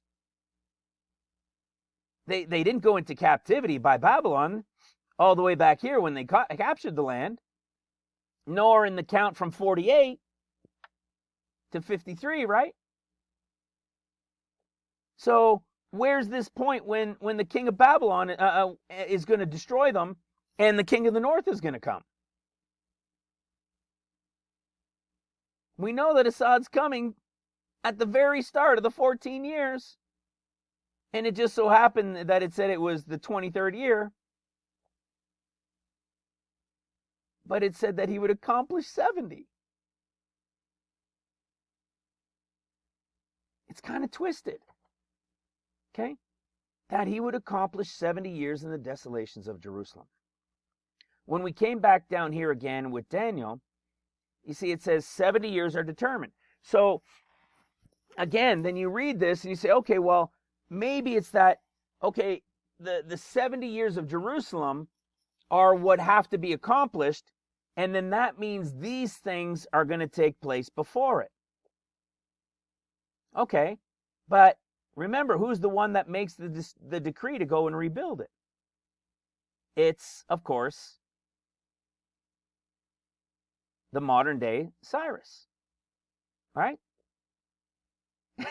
It's the modern day Cyrus. When?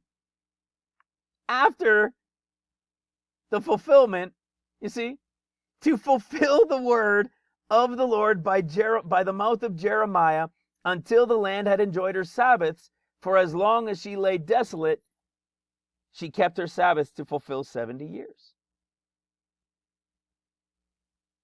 So, what it really seems like in Daniel 9 is that the 70 years are completed. And then, you see, the 70 years are completed, and then what happens? Well, then it's Cyrus's time. Cyrus shows up. Do you understand? The way we have that laid out is when these 70 years are completed. When these 70 years are completed. You see? Because what do we know?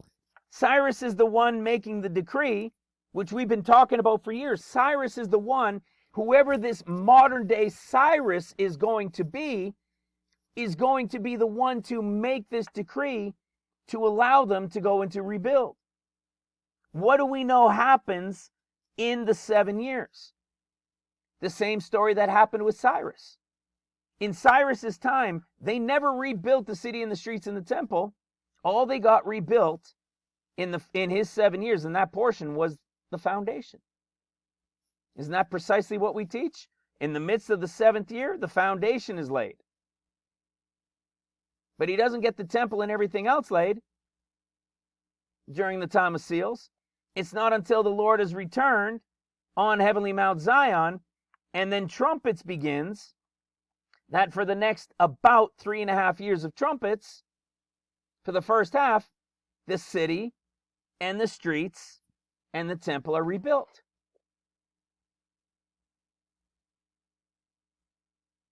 But the Jeremiah one said in chapter 25, said that it was the beginning of 70 years. Said that the whole land shall be a desolation, and they're going to serve the king of Babylon for 70 years.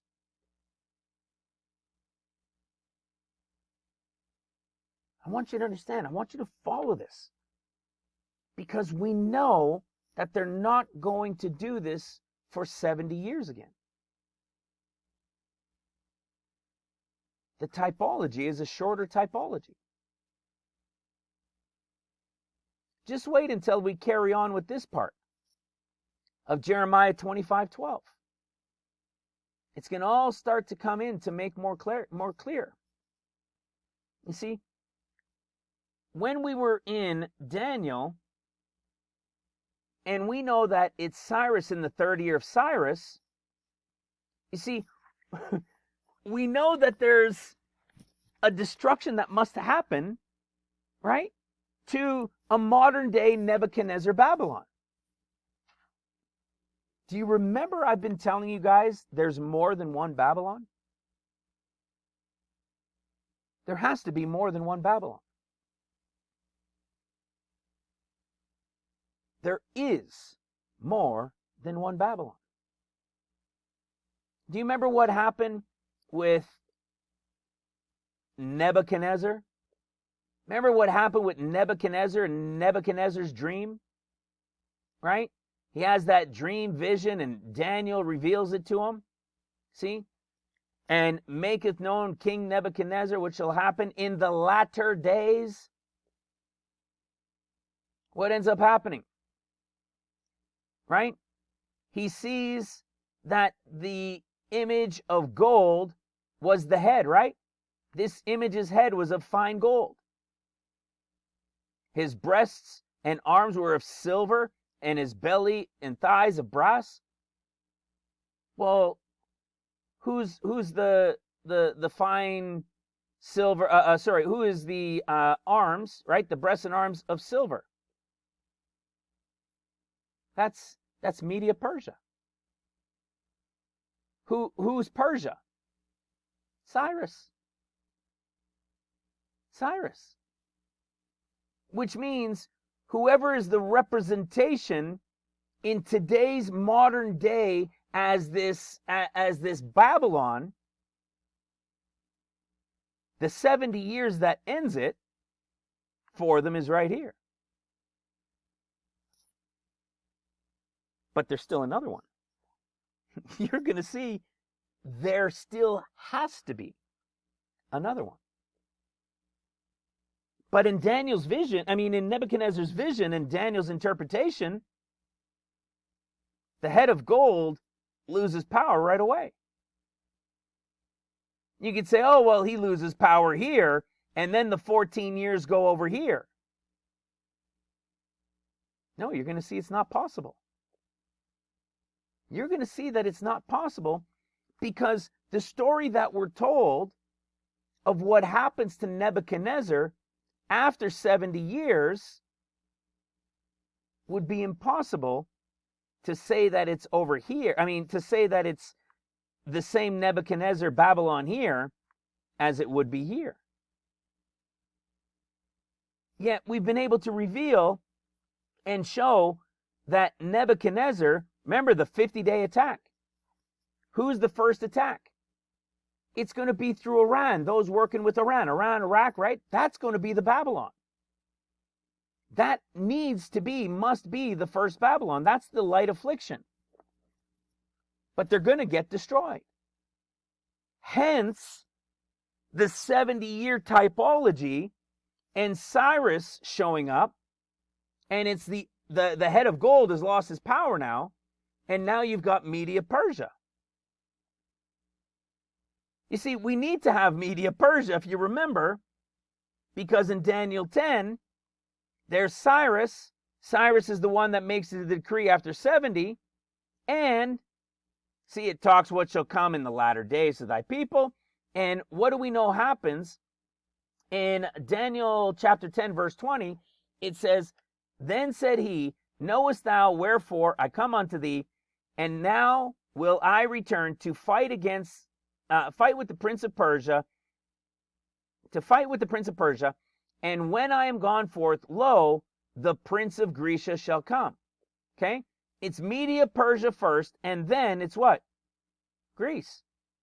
But Grecia, which is also connected to Arabia. Why was that important?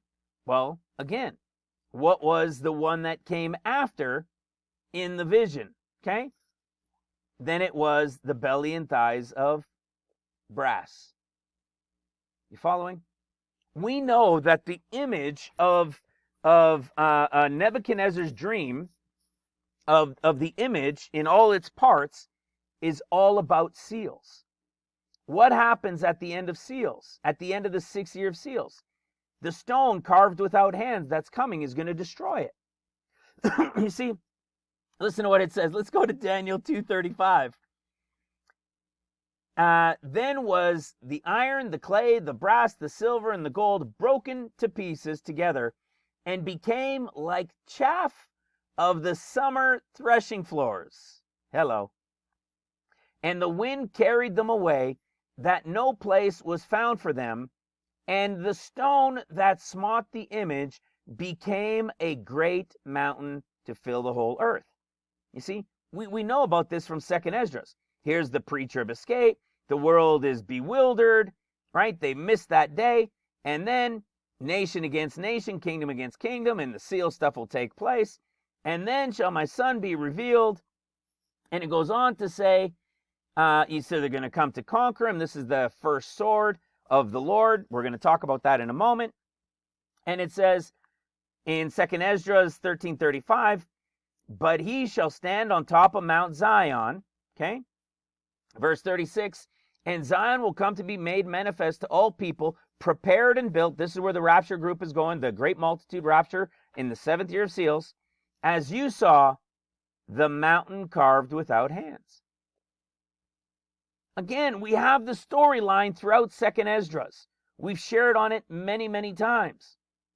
Here's the mountain carved without hands. What is it connected to? When is it connected to? Just like the dream, the vision, when the stone smites it and becomes a great mountain. That is the Lord coming on heavenly Mount Zion at the end of the 6th year of seals. But again, it still all started with Cyrus. Or really, it started with the image of gold, which represented Nebuchadnezzar, king of Babylon. We know that that Nebuchadnezzar, in this typology, is the one out of power right away, right? We know that this is the relation to the light affliction that comes first with a war between Iran and Israel that breaks out in a short Middle Eastern war. Then the end of the 50 days comes, and bam, the second attack comes, and that is the one by the north who brings about the destruction. But you see the confusion though. You see how it's kind of, it's twisted in it, because in Jeremiah, it was the end of 70 and Cyrus comes. Okay, well, that seems to fit with all of this. But hold on a second, because it was the start of 70 that the north came and Babylon came and a destruction happened that brought them into captivity.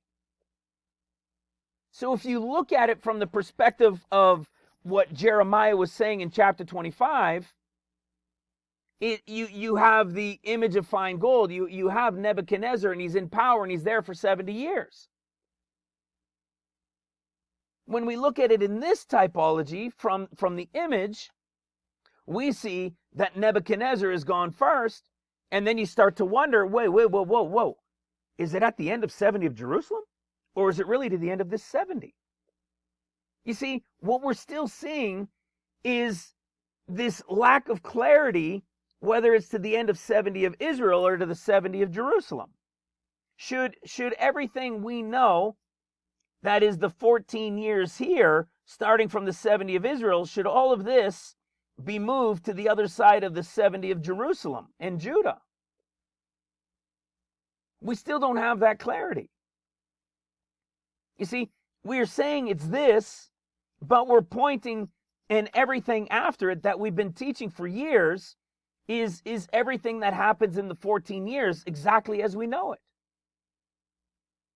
But should it be happening here, or should it be happening after the 70 over here?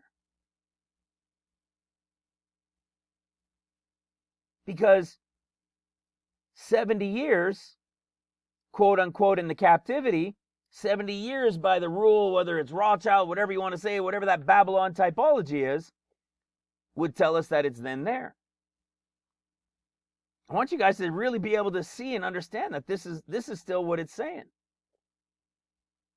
Let's go to, watch this, let's go now to Ezra. Okay? We know that it's Cyrus, okay? The 70 years are complete. Cyrus now comes into the picture. And it says now the first year of Cyrus. Okay? He's the one that makes the proclamation. when he makes the proclamation, what's going to happen? Let me see where it was. Oh, yeah. So he's the one that makes the proclamation.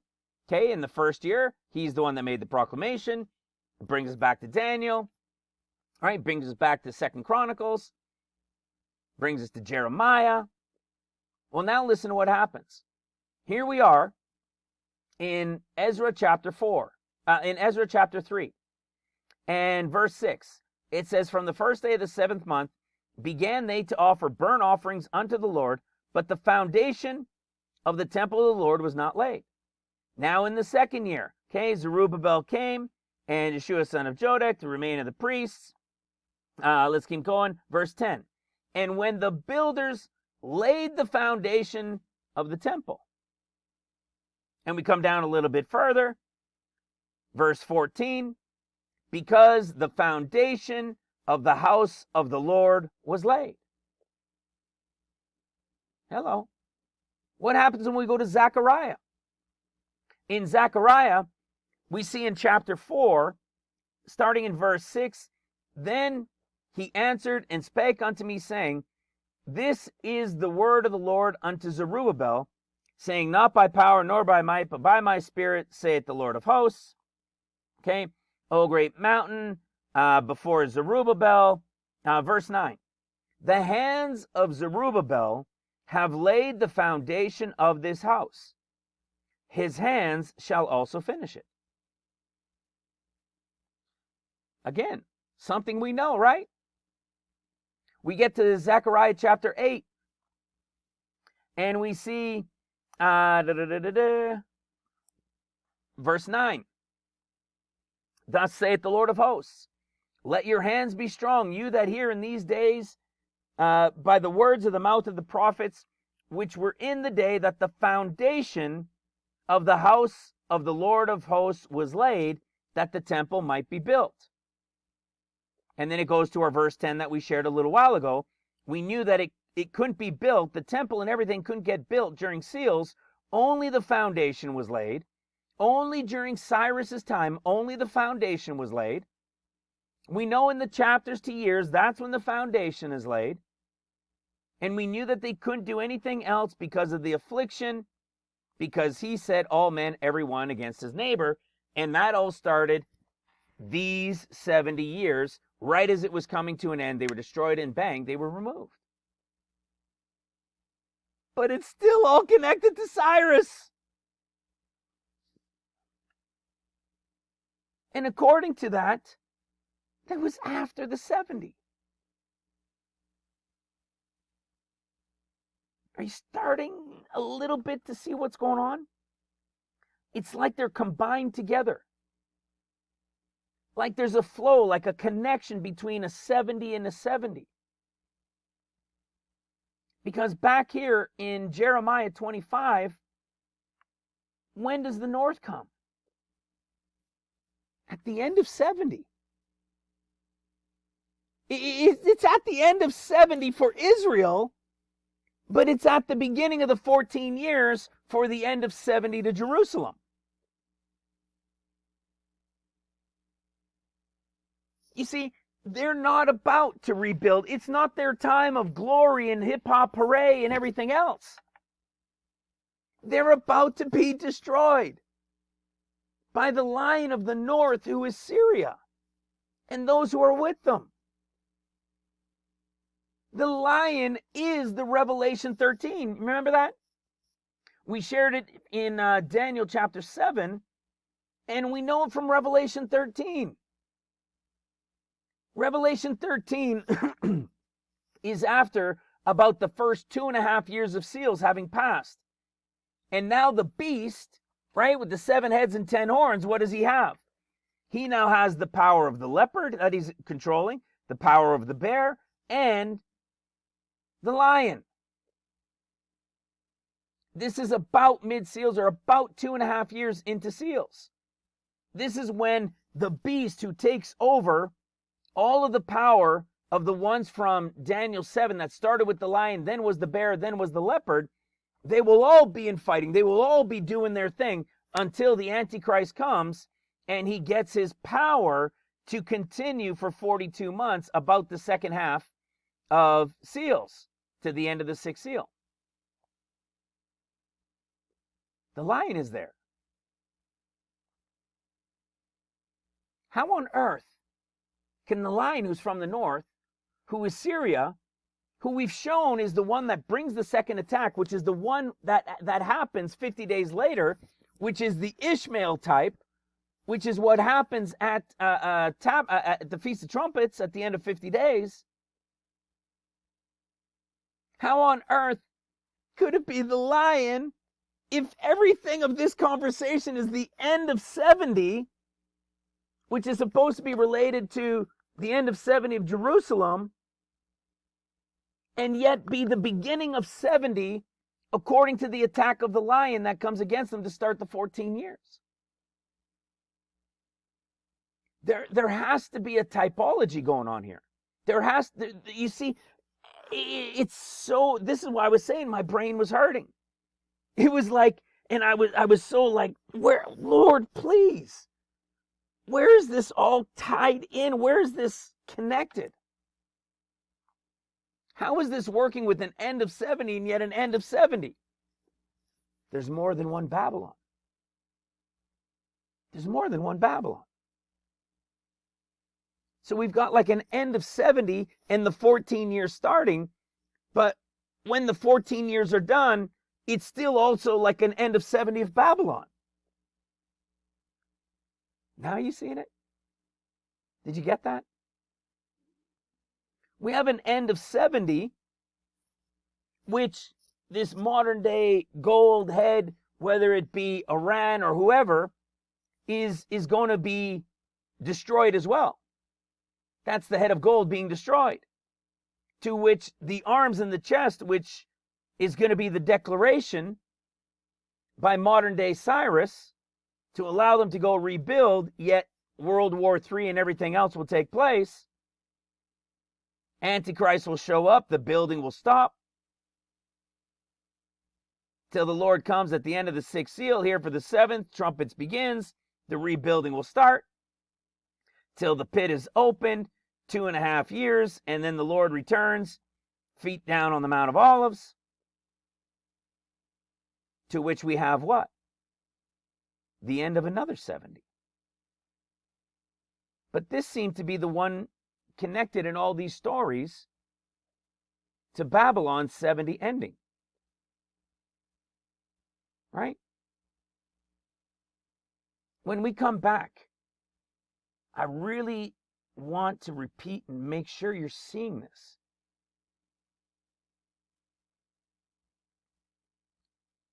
The north is coming, and Babylon, to destroy the land, to take them into their land and to disperse them and scatter them about. Yet, in this story, it says that they're going to serve them for 70 years. But in the end time story, it's the end of 170, yet still in the 70 typology of this, because it's when the north is coming to destroy them. When the north destroys them, they're going to be removed, they're going to be destroyed, they're going to be scattered. And that is what we saw in 2 Chronicles 24 that we've been teaching on forever, when Syria comes and removes them from the land. That's precisely what we're talking about in this incredible connection in Isaiah 9, that then comes the great destruction through Syria and the Chaldeans. It's the same story. Yet this says the start of 70. But it's not really going to be the start of 70, but it will be the start of the end of days, which, when complete, will have another end of 70. You must always remember, the end of days are a compacted replay of things that played out over decades, centuries, and millenniums. Ecclesiastes 1:9. You see? So for Cyrus to come on and make the declaration after the head of gold is destroyed means that that first Babylon must be the Babylon, smaller type Babylon play of Iran, which is the first attack and the small Middle East war that breaks out before the North comes and destroys them and removes them. Then we get our play of Cyrus, of the rebuilding, okay, of the enemy coming, the destruction, the Lord here, the rebuilding actually starting, then the pit opening, war breaking out, going after them with the flood, 2.5 years, leaving 1 year, Daniel chapter 9, verse 27, the final year, when the Lord is returned, feet down on the Mount of Olives, which brings us to the end of the 70th year of Jerusalem. Well, is there another? Is there another? Is there another? What was I going to say? Another 70 type of years that could end? Okay.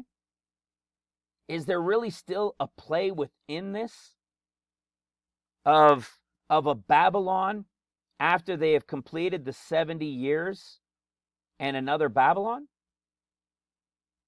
Listen to what Jeremiah 25 verse 12 says. And it shall come to pass when 70 years are accomplished. You're going to want to hear this. And it shall come to pass when 70 years are accomplished that I will punish the king of Babylon and that nation, saith the Lord, for their iniquity, and the land of the Chaldeans will I make perpetual desolations. Okay. That could still be the destruction of Iran, right? Iran and those coming with Iran to destroy at the end of 70 years of Israel right now. Well, let's keep reading. And I will bring upon that land all my words which I have pronounced against it, even all that is written in the book of Jeremiah, prophesied against all the nations. For many nations and great kings shall serve themselves of them also, and I will recompense them according to their deeds and according to the works of their hands. For thus saith the Lord God of Israel unto me, take up the cup of the fury of my hand, and cause all the nations to whom I send thee to drink. The what? The cup of his fury that they're going to drink. And they shall drink and be moved and be mad because of the sword that I will send among them. Then I took the cup at the Lord's hand and made all nations to drink unto whom the Lord had sent me, to which Jerusalem and the cities of Judah and the kings of Judah thereof and the princes thereof, to make a desolation and astonishment and a hissing and a curse as to this day unto Pharaoh. And it goes on and it lists all of these different nations. We go down to verse 26. And all the kings of the north, far and near, one with another, listen to this, and all the kingdoms of the world, which are upon the face of the earth. Hello. All the nations. All the nations. And the king of Sheshach shall drink thereafter. Therefore shalt thou say unto them, thus saith the Lord of hosts, the God of Israel, drink ye and be drunken. See, drink ye and be drunken. Drink and be drunken. Drink and be drunken. What does it sound like? It kind of sounds like like how it all starts, doesn't it? Awake, ye drunkards. Joel chapter 1. Awake, you drunkards, and weep, and howl, all you drinkers of wine, because of the new wine is cut off from your mouth. You see? What is this? This is talking about the beginning of tribulation. When does the 14 years begin? New wine. Hello. Remember that? New wine. The crux of it is September. When is the new wine? At the 50th day, Acts chapter 2, which is going to be what? The attack by Syria, the beginning of the 14 years. So, what do you think the end of the 14 years might be connected to? Wine? Do you think maybe it's going to be connected to wine and drinking? Right? Being drunken on wine? It's everywhere in here. He's going to get them to drink. When did he say he would do it? See, the cup of wine, drinking, drunken. It's when 70 years are accomplished. Well, right off the bat, I can see where you're thinking. You're saying, well, see, 70 years are accomplished. He's going to get them to drink. It's the beginning of the 14 years. Then you got Cyrus and everything starts. Hold your horses. Hold your horses. Okay? Don't forget. It's not a conversation of the beginning of tribulation here. This isn't the beginning of tribulation conversation. You see, at the 50 days, the apostles and the disciples were being accused of being drunk on new wine, of which they weren't. When the new wine begins, or when the tribulation begins, they're going to be cut off from wine, remember? The wine is going to be cut off. And it's not all nations. This here is talking about all the kingdoms of the earth, the entire face of the earth.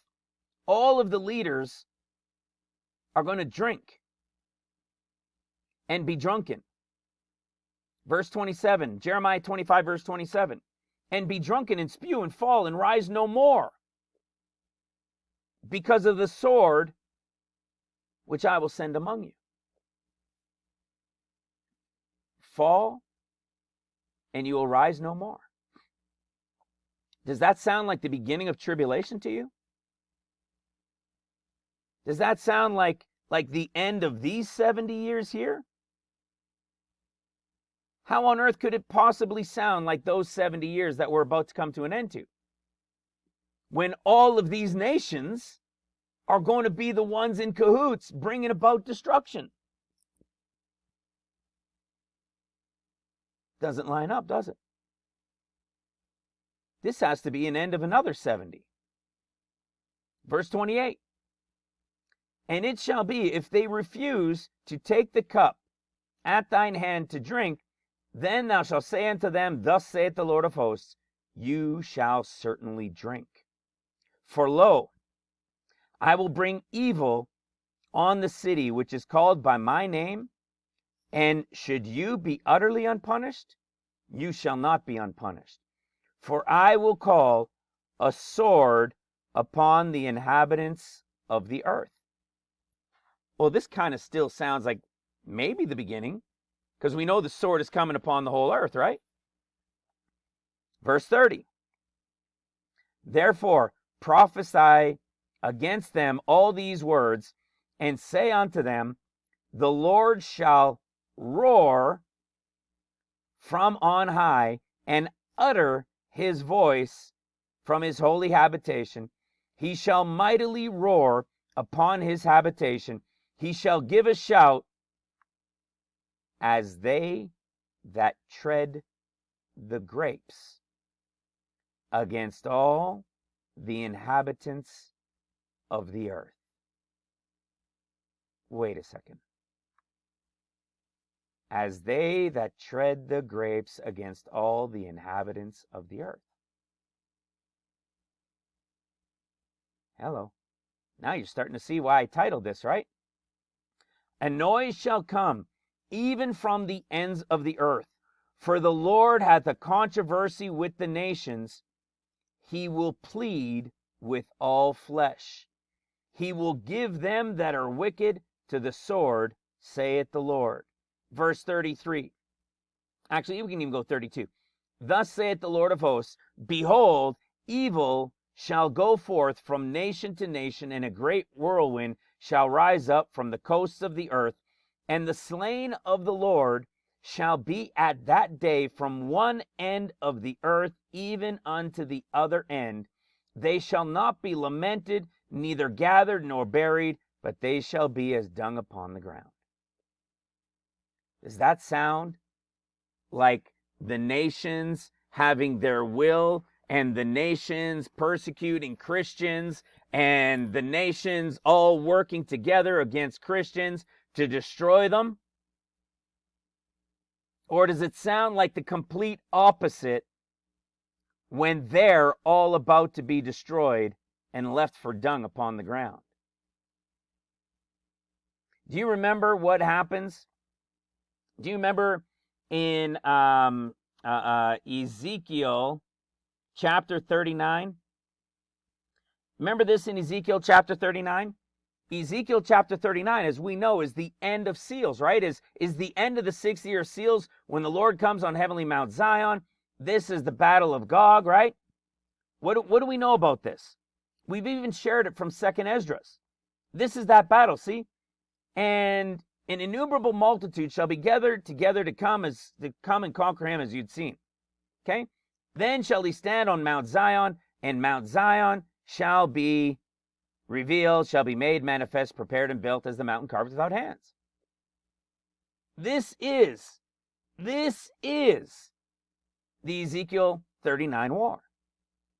What does it say about the Ezekiel 39 war? Verse 9. And they that dwelt in the cities of Israel shall go forth and shall set fire and burn weapons, both shields and bucklers and bows and arrows and staves and the spears, and they shall burn them with fire 7 years. Okay? We've taught on this. We know what this means. These 7 years that they're going to burn them, okay? This is the 6 years of seals to the Lord's return, okay, on heavenly Mount Zion. At the end of this 6th year is the Ezekiel 39 war. At that Ezekiel 39 war, in fact, let's show it on this one. At that Ezekiel 39 war, you see, Ezekiel 39 lines up to the end of the 6th year. The Lord destroys, he comes on the mountain carved without hand, right? That stone becomes a mountain that destroyed the image of everything that was this first Nebuchadnezzar, gold and everything else, and all the wars that took place. And then what happens? Well, then you've got 1, 2, 3, 4, 5, 6, 7 years of burning weapons. What happens after 7 years of burning weapons? Remember, they burn them, but it was also turning their spears and their plowshares into pruning hooks. Remember? Well, then guess what happens? If this is the middle, what ends up happening? Ezekiel 39:12 says, and 7 months shall the house of Israel, see, this is the great multitude rapture, be bearing of them, that they may cleanse the land. 7 months, they're going to be bearing those from the battle of Gog, the Ezekiel 39 war. We can prove how they're burning. Why is it only for 7 years? Because it's from the end of the 6th year of seals. For the 7th year of seals, 6 years of trumpets. What happens at the end of the 6th year of trumpets? The 7th year of trumpets, the Lord returns. There's a battle to destroy them. It's the final sword. Well, check this out. When we go to Joel chapter 3, which is, right, pre, mid, post, Joel 1, 2, 3, when the Lord is going to what? Bring again the captivity of Judah and Jerusalem. It doesn't mean bad captivity. It's when he is going to bring them back. Listen to this. I will also gather all nations, verse 2. Joel 3, verse 2.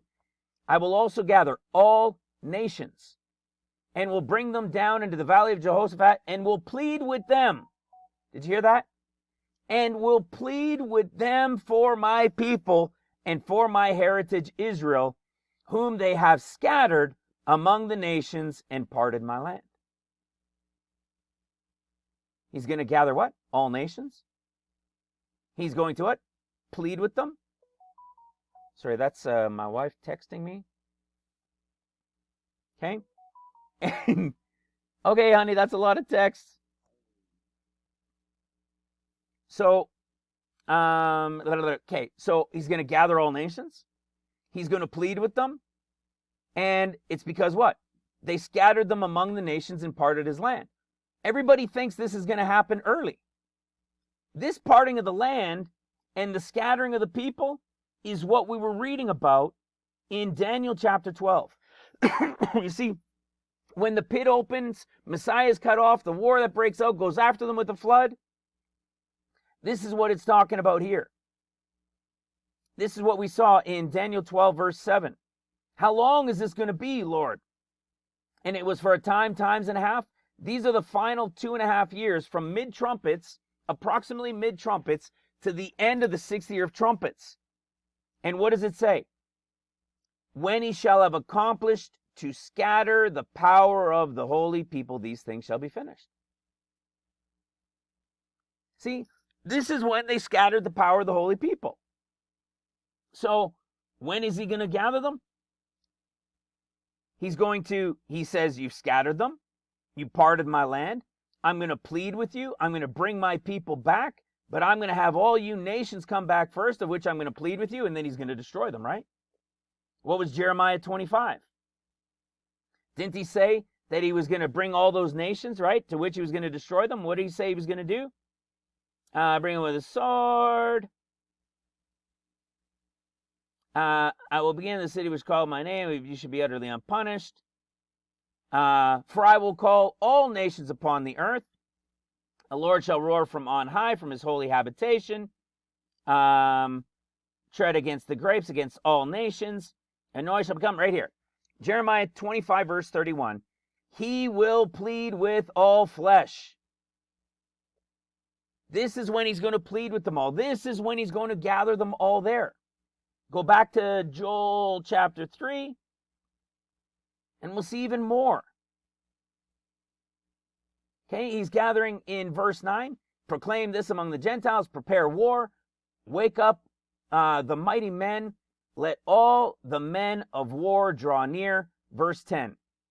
Beat your plowshares into swords. See, there was other scripture that was, you're going to beat your swords into plowshares. Now suddenly here we are at the end, when the 7 years are done, from the 7th year of seals and 6 of trumpets, now it's time for this final battle. Now they're putting their plowshares and pruning hooks back into swords and into spears. And it just so happens, listen to this, in Joel 3:13, put ye in the sickle, for the harvest is ripe. Come, get ye down, for the press is full, and the vats overflow, for their wickedness is great. Verse 16, Joel 3, the Lord also shall roar out of Zion and utter his voice from Jerusalem. Then you see what? The future glory of Jerusalem. The land shall be cleansed, right? There, all of it's here. The vats will be flowed from the grape for the crushing of the grapes. He's going to roar. He's going to gather them together, his men of battle, of war, for they've parted his land. He's going to plead with them. All of this is connected to the end of tribulation. This 70 years, did you hear what it said is going to happen to the king of Babylon when the 70 years are over? when the 70 years are over, does it sound like it's the beginning of tribulation? This was the key. Does it sound like the beginning of the tribulation that we know of? Babylon is going to be destroyed, and those with Babylon. He's going to bring all nations, bring a sword against them. He's going to bring all nations to drink of the wine of his wrath, to which is what? When he's going to roar from on high, from his holy habitation, that he's going to what? Tread the grapes against all the nations of the earth. He's going to plead with all flesh, bring the sword against them. And of the slain from one end of the earth to the other, they're not going to be buried? Does that sound to you like the beginning of tribulation? It doesn't. It's not. Only is it not only the beginning of tribulation, it's not even the end of seals. I just showed you that the end of seals, that first sword battle of the Lord, which is at the end of the 6th year of seals, that the rapture group coming in, the house of Israel, is going to be burying them for 7 months. This group is not going to get buried. So where is the wine, the treading of the grapes at the wrath of God? Let's go bring it to an end and prove out the point. You see, in Revelation chapter 17, we know there is what? The woman that sits upon a scarlet beast. And the woman is arrayed in purple and scarlet. Revelation 17:5 says, and upon her forehead was written the name Mystery Babylon the Great. Do you think there's another Babylon? If the first Babylon, if the first head of gold representing the king of Babylon is gone at the beginning, that means there was another one. Yet there's another play in relation to Babylon during the tribulation years, that when the 14 years come to an end, when tribulation comes to an end and the 70 years of Jerusalem are over, there was another Babylon. It's the woman who is Mystery Babylon. What does it say? Let's continue reading. 17:6. And I saw the woman drunken with the blood of the saints and the blood of the martyrs of Jesus Christ. We're talking about the book of Revelation here. These are those who died during tribulation. If the 70 of Jeremiah, talking about the treading of the grapes and destroying all of them, yet it's supposed to be somehow connected to the end of 70 of Israel, yet the king of the north is coming at the beginning, how on earth can that 70 be this one, yet still have 14 and be... You see?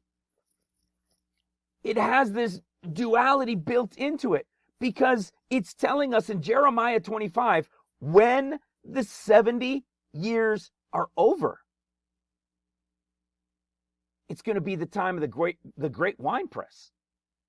And all the wicked will be dead from one end of the earth to the other. And none of their bodies are going to be buried. They're going to be dung upon the earth. That is not the beginning of tribulation. That's the end of 70 years. But it's not the end of the 70 of Israel. It's the end of 70 of Jerusalem.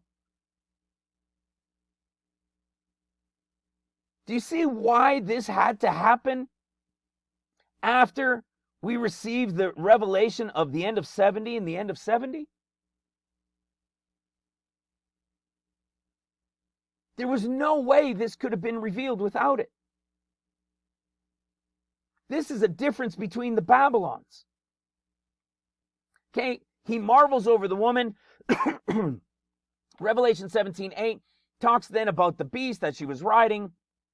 Revelation 17:10. Okay, continue for a short space. The beast that was is not son of perdition. We've talked about that. We understand it. Remember, this is like, now, this is almost like the time of the first part of trumpets, right? The beast that was, he was there for the 42 months. Then he is not during the first half of seals, and he is going to come out of the pit, okay, and goeth into perdition. That's when mid-trumpets comes.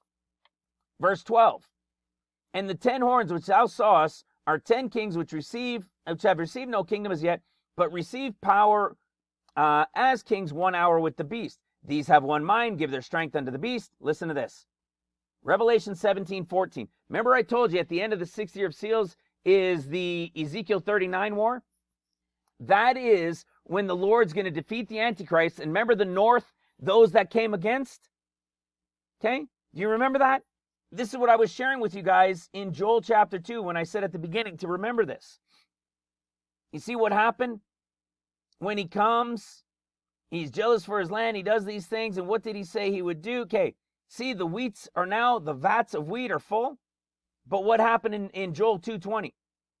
But I will remove far from them the northern army, and will drive them into a barren and desolate land. You see, who's he removing now? Assad, at the end of seals, involved in that Ezekiel 39 war. You see, if you remember from Luke 22, he talks about the disciples. He says, go get a sword, and they come back, they turn, and they say, well, we got 2. And Jesus is like, okay, that's fine. One of the funniest stories in Scripture. It makes no sense until you realize it's the Lord coming at the Ezekiel 39 war on heavenly Mount Zion, and the second sword is at the end of trumpets. You see, this is that first one in Revelation 17:14. These shall make war with the Lamb, and the Lamb shall overcome them. For he is Lord of lords and King of kings. All lowercase except uppercase L and uppercase K. All the rest is lower K. Okay? And he says, and he saith unto me, the waters which thou sawest, where the horse sits, are peoples, multitudes, and nations. We know that the 10 horns are going to turn on her, eat her flesh, and so forth. Well, listen to this. Chapter 18. Now we get the fall of Babylon. After these things, I saw another angel. The earth was lighted with his glory. Okay? Babylon the great is fallen, has become a habitation of devils. Okay, of every foul bird. All those that were enjoying the delicacies, see, drunk of the wine. See, verse 3. For all nations have drunk of the wine of the wrath of her fornication, and the kings of the earth have committed fornication with her, and the merchants of the earth waxed rich through the abundance of her delicacies. And I heard the voice from heaven saying, come out of her, my people, that ye be not partakers of her sins, and that ye receive not of her plagues. You see this, guys? This isn't the beginning of tribulation. This is the end of tribulation. Verse 8, therefore shall her plagues come upon her in one day, death and mourning and famine. This is at the end. Those who live deliciously through her, they'll see her standing afar off, torment, saying, alas, that great city Babylon, that mighty city, for in 1 hour is thy judgment come. What is the judgment, guys? We know that this Babylon is here during seals and trumpets. She's wearing purple and scarlet. Do you remember there was a reason why I brought it up at the beginning? Those that are going through the tribulation of seals and trumpets is like Christ on the cross, left behind Mark, left behind Matthew, scarlet and purple, or purple and scarlet. See, those that live lavishly, because those who will take the mark of the beast, all of those leaders, all those who went with the beast system, that were part of this mystery Babylon of the end. It's going to be destroyed in 1 hour, that great city in all of her costliness. Verse 20, rejoice over her, thou heaven and holy apostles and prophets, for God hath avenged you on her. See, he's not avenging her at the beginning. She's here during tribulation.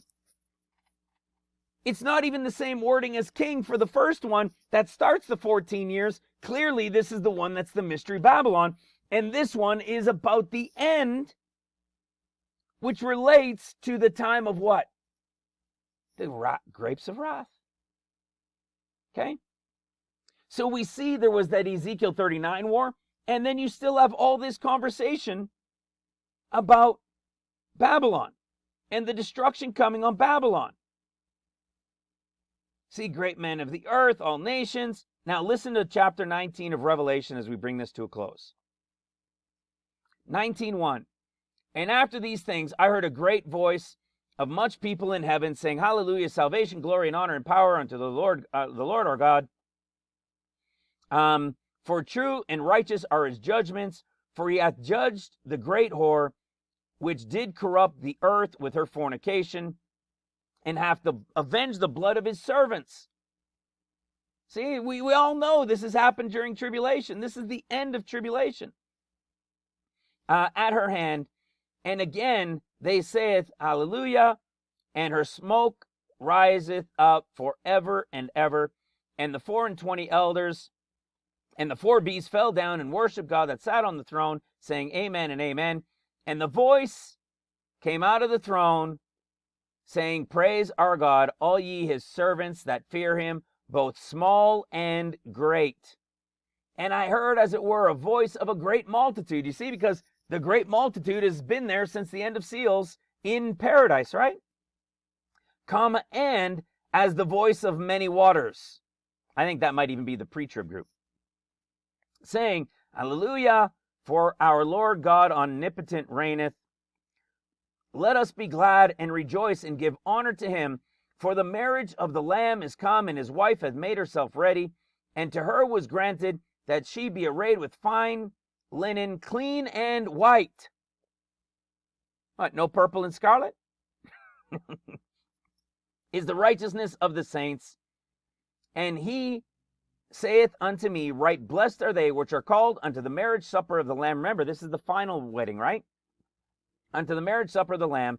And he saith unto me, These are the true sayings of God. And I fell to worship at his feet, to worship him. And he saith unto me, See that thou do it not. I am thy fellow servant and of thy brethren. I have the testimony of Jesus. Worship God, for the testimony of Jesus is the spirit of prophecy. And then it says, then it's a white horse rider. You've got a white horse rider that starts it, white horse rider that ends it. Pretty cool, right? Verse 19:11. Revelation 19, verse 11. And I saw heaven open, and behold, a white horse, and he that sat on him was called Faithful and True, and in him righteousness. He doth judge and make war. See, there is making war. Just as we see in Zechariah 14. Just as we see in Joel chapter 3.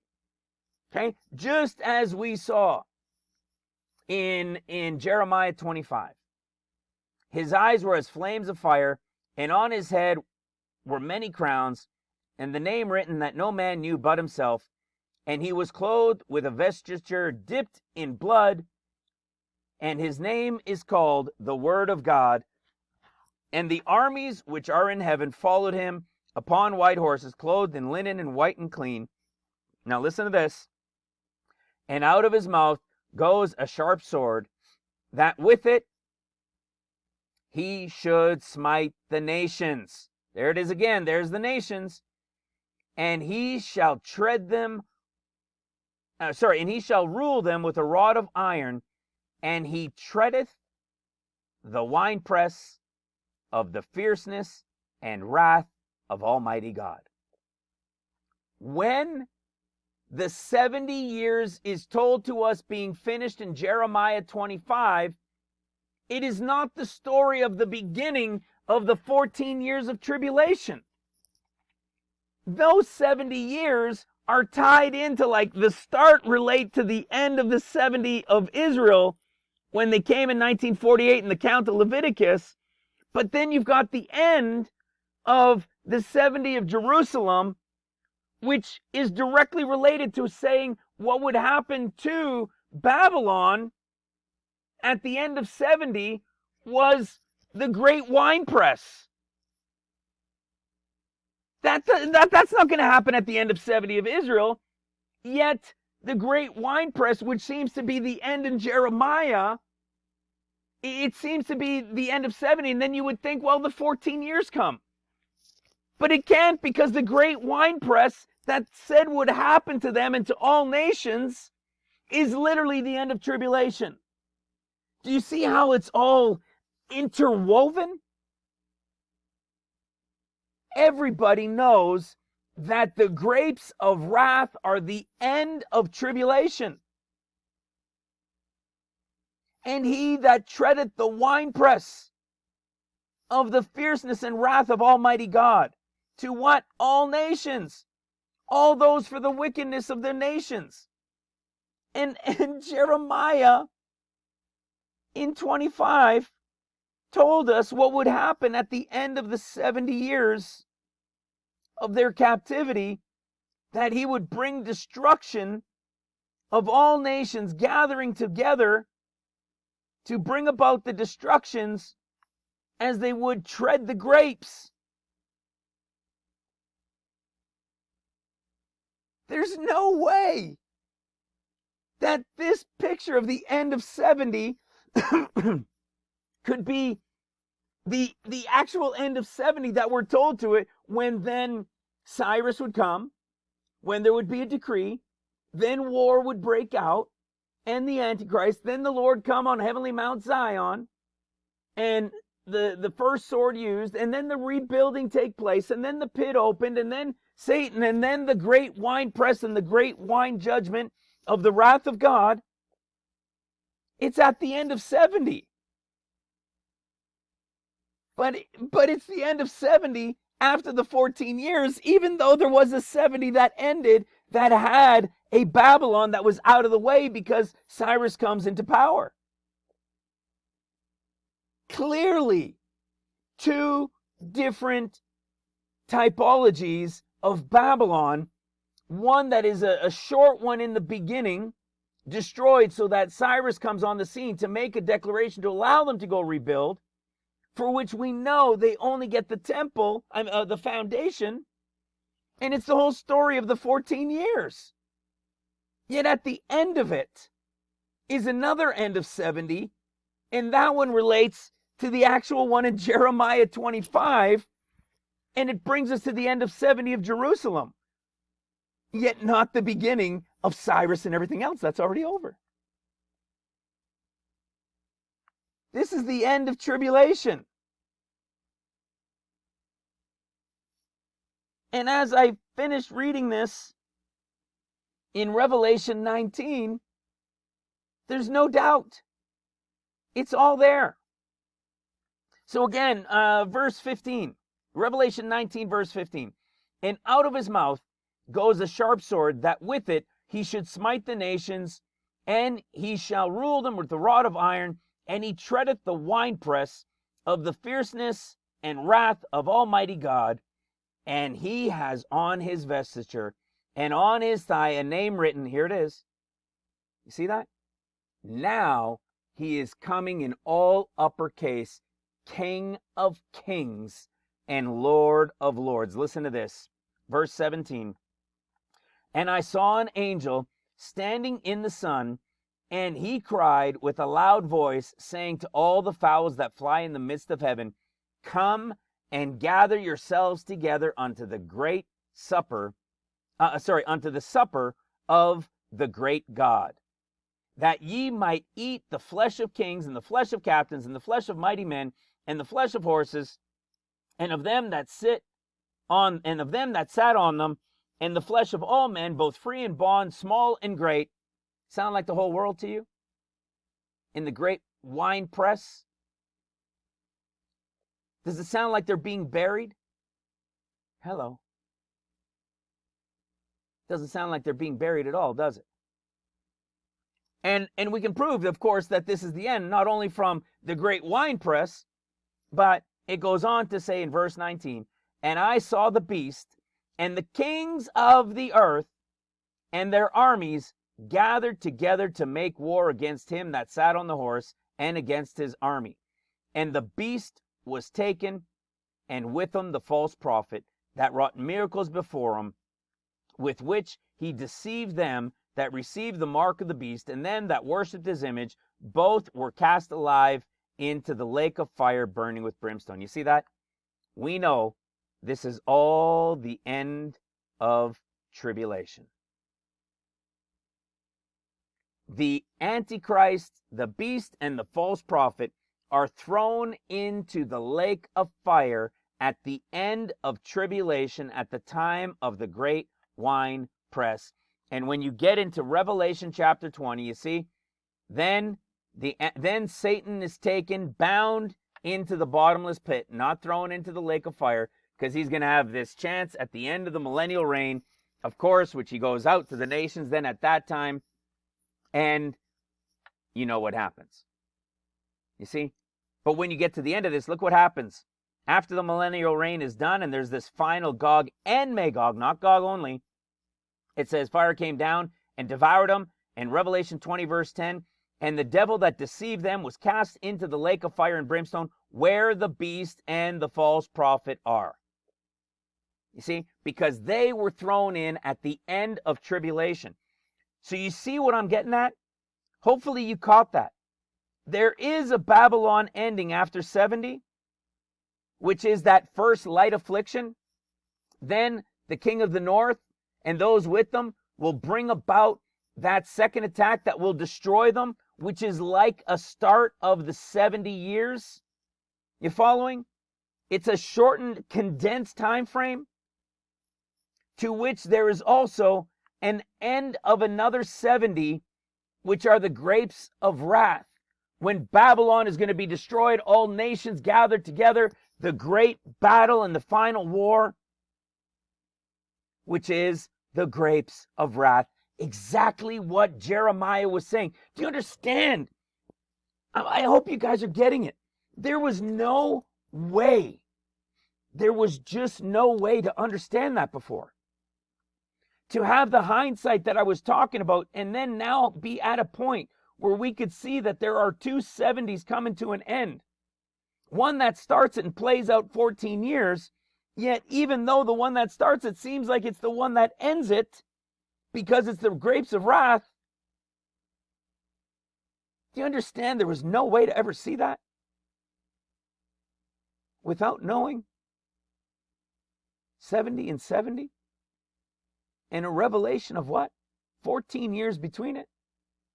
To have been understood by first years ago, 3 plus 4 years ago, putting together the chart of the seven Shemitah year chart, and having to play with it and try to understand it, and the years weren't fully matching yet, to now every single year covering and completing every single part. That brings us to the 23rd year of 170 ending, which is like a beginning of them going into a captivity, but playing out the Cyrus and playing out the coming on heavenly Mount Zion, to when this 70 is done, the grapes of wrath. Guys, this isn't an easy one to follow, I understand. For many of you, it will be. But for many of you that are still newer, you maybe need to spend some time in other videos or carefully follow through what was shared here. Slow it down, pause it, go into those pieces of scripture where it's talking about it, and understand what was spoken of. This is a mystery within a mystery within a mystery within a revelation. This took us years to get to. I was even stumbling it over it the last couple days trying to figure it out. How could 70 be done? Cyrus come on the scene, Babylon destroyed, yet 14 years play out, and at the end of 70, it says that Babylon and all nations we brought to the winepress. There's only one way. There's only one way any of this can play out. And yet Zechariah chapter 1, these 70 years. Yet the winepress end when 70 years are done. You understand how impossible that is? There's no way it plays out any other way. There's no way. Brothers and sisters, I hope this sunk in. I hope you were able to see it and discern it and understand it. I know for so many of you, there's just so many out there that are just like, I don't care. When are we looking for the pre-trib? When's the rapture pre-trib coming? Well, with Leviticus 19 in order, with the counts of the Shemitahs understood, with the 70 years of Jerusalem coming to an end 14 years from now, I have no other reason to believe that the final option, the seventh Sabbath and the fifth and seventh month, is the precise reason that Zechariah, something we have spoken on for almost 5 years, 4.5 or so years, why it tells us the fasting in the morning, that they did it for those past tense 70 years when they were in prosperity, when they inhabited the plain. It's all right there. They were in prosperity until those 70 were done. And then what happens? They go into captivity. I know I'm repeating myself, but you see, then they go into captivity. But it's not an actual 70. It's the tribulation condensed time. And yet when it's all over, it's still the end of 70? Come on, guys. That's impossible. Except the Lord had separated 19 years between Israel and Jerusalem and told them when they came into the land, this is how you to observe it. And gave revelation within the Old Testament of how the house of Israel counted compared to how the house of Judah counted. To know that the house of Israel is Nisan, to know that the house of Judah, which are the ones who are in the land, is to Tishri. Hence, attack 1, attack 2, light affliction by Babylon, Babylon removed, Cyrus making the decree and the declaration. That goes to the end of seals. The Lord shows up. Yet there's still a 70 to the end of that, and that's the 70 of Jerusalem. And at that 70, the final Babylon will be destroyed in the great winepress. Unbelievable. Brothers and sisters, I pray it blesses you. For those that it was too much for you, don't worry about it. I know where you're looking. We're all looking for this period of time right here. We are in the count of the 7 Sabbaths from the 5th of June. Brings us to the true 7th Sabbath, the 8th of Av, and the destruction, or I should say the first attack of the 5th month, these 70 years, and it will end the 70th year of Israel, of Judah, Israel, those who are in the land right here. And there's the end of 50, and there's the second attack by the king of the north, by Syria, that removes them from the land of this 70 year, these 70 years, before the final one 14 years later. Brothers and sisters, I love you. God bless you. God bless your families. We'll talk to you soon. Bye for now.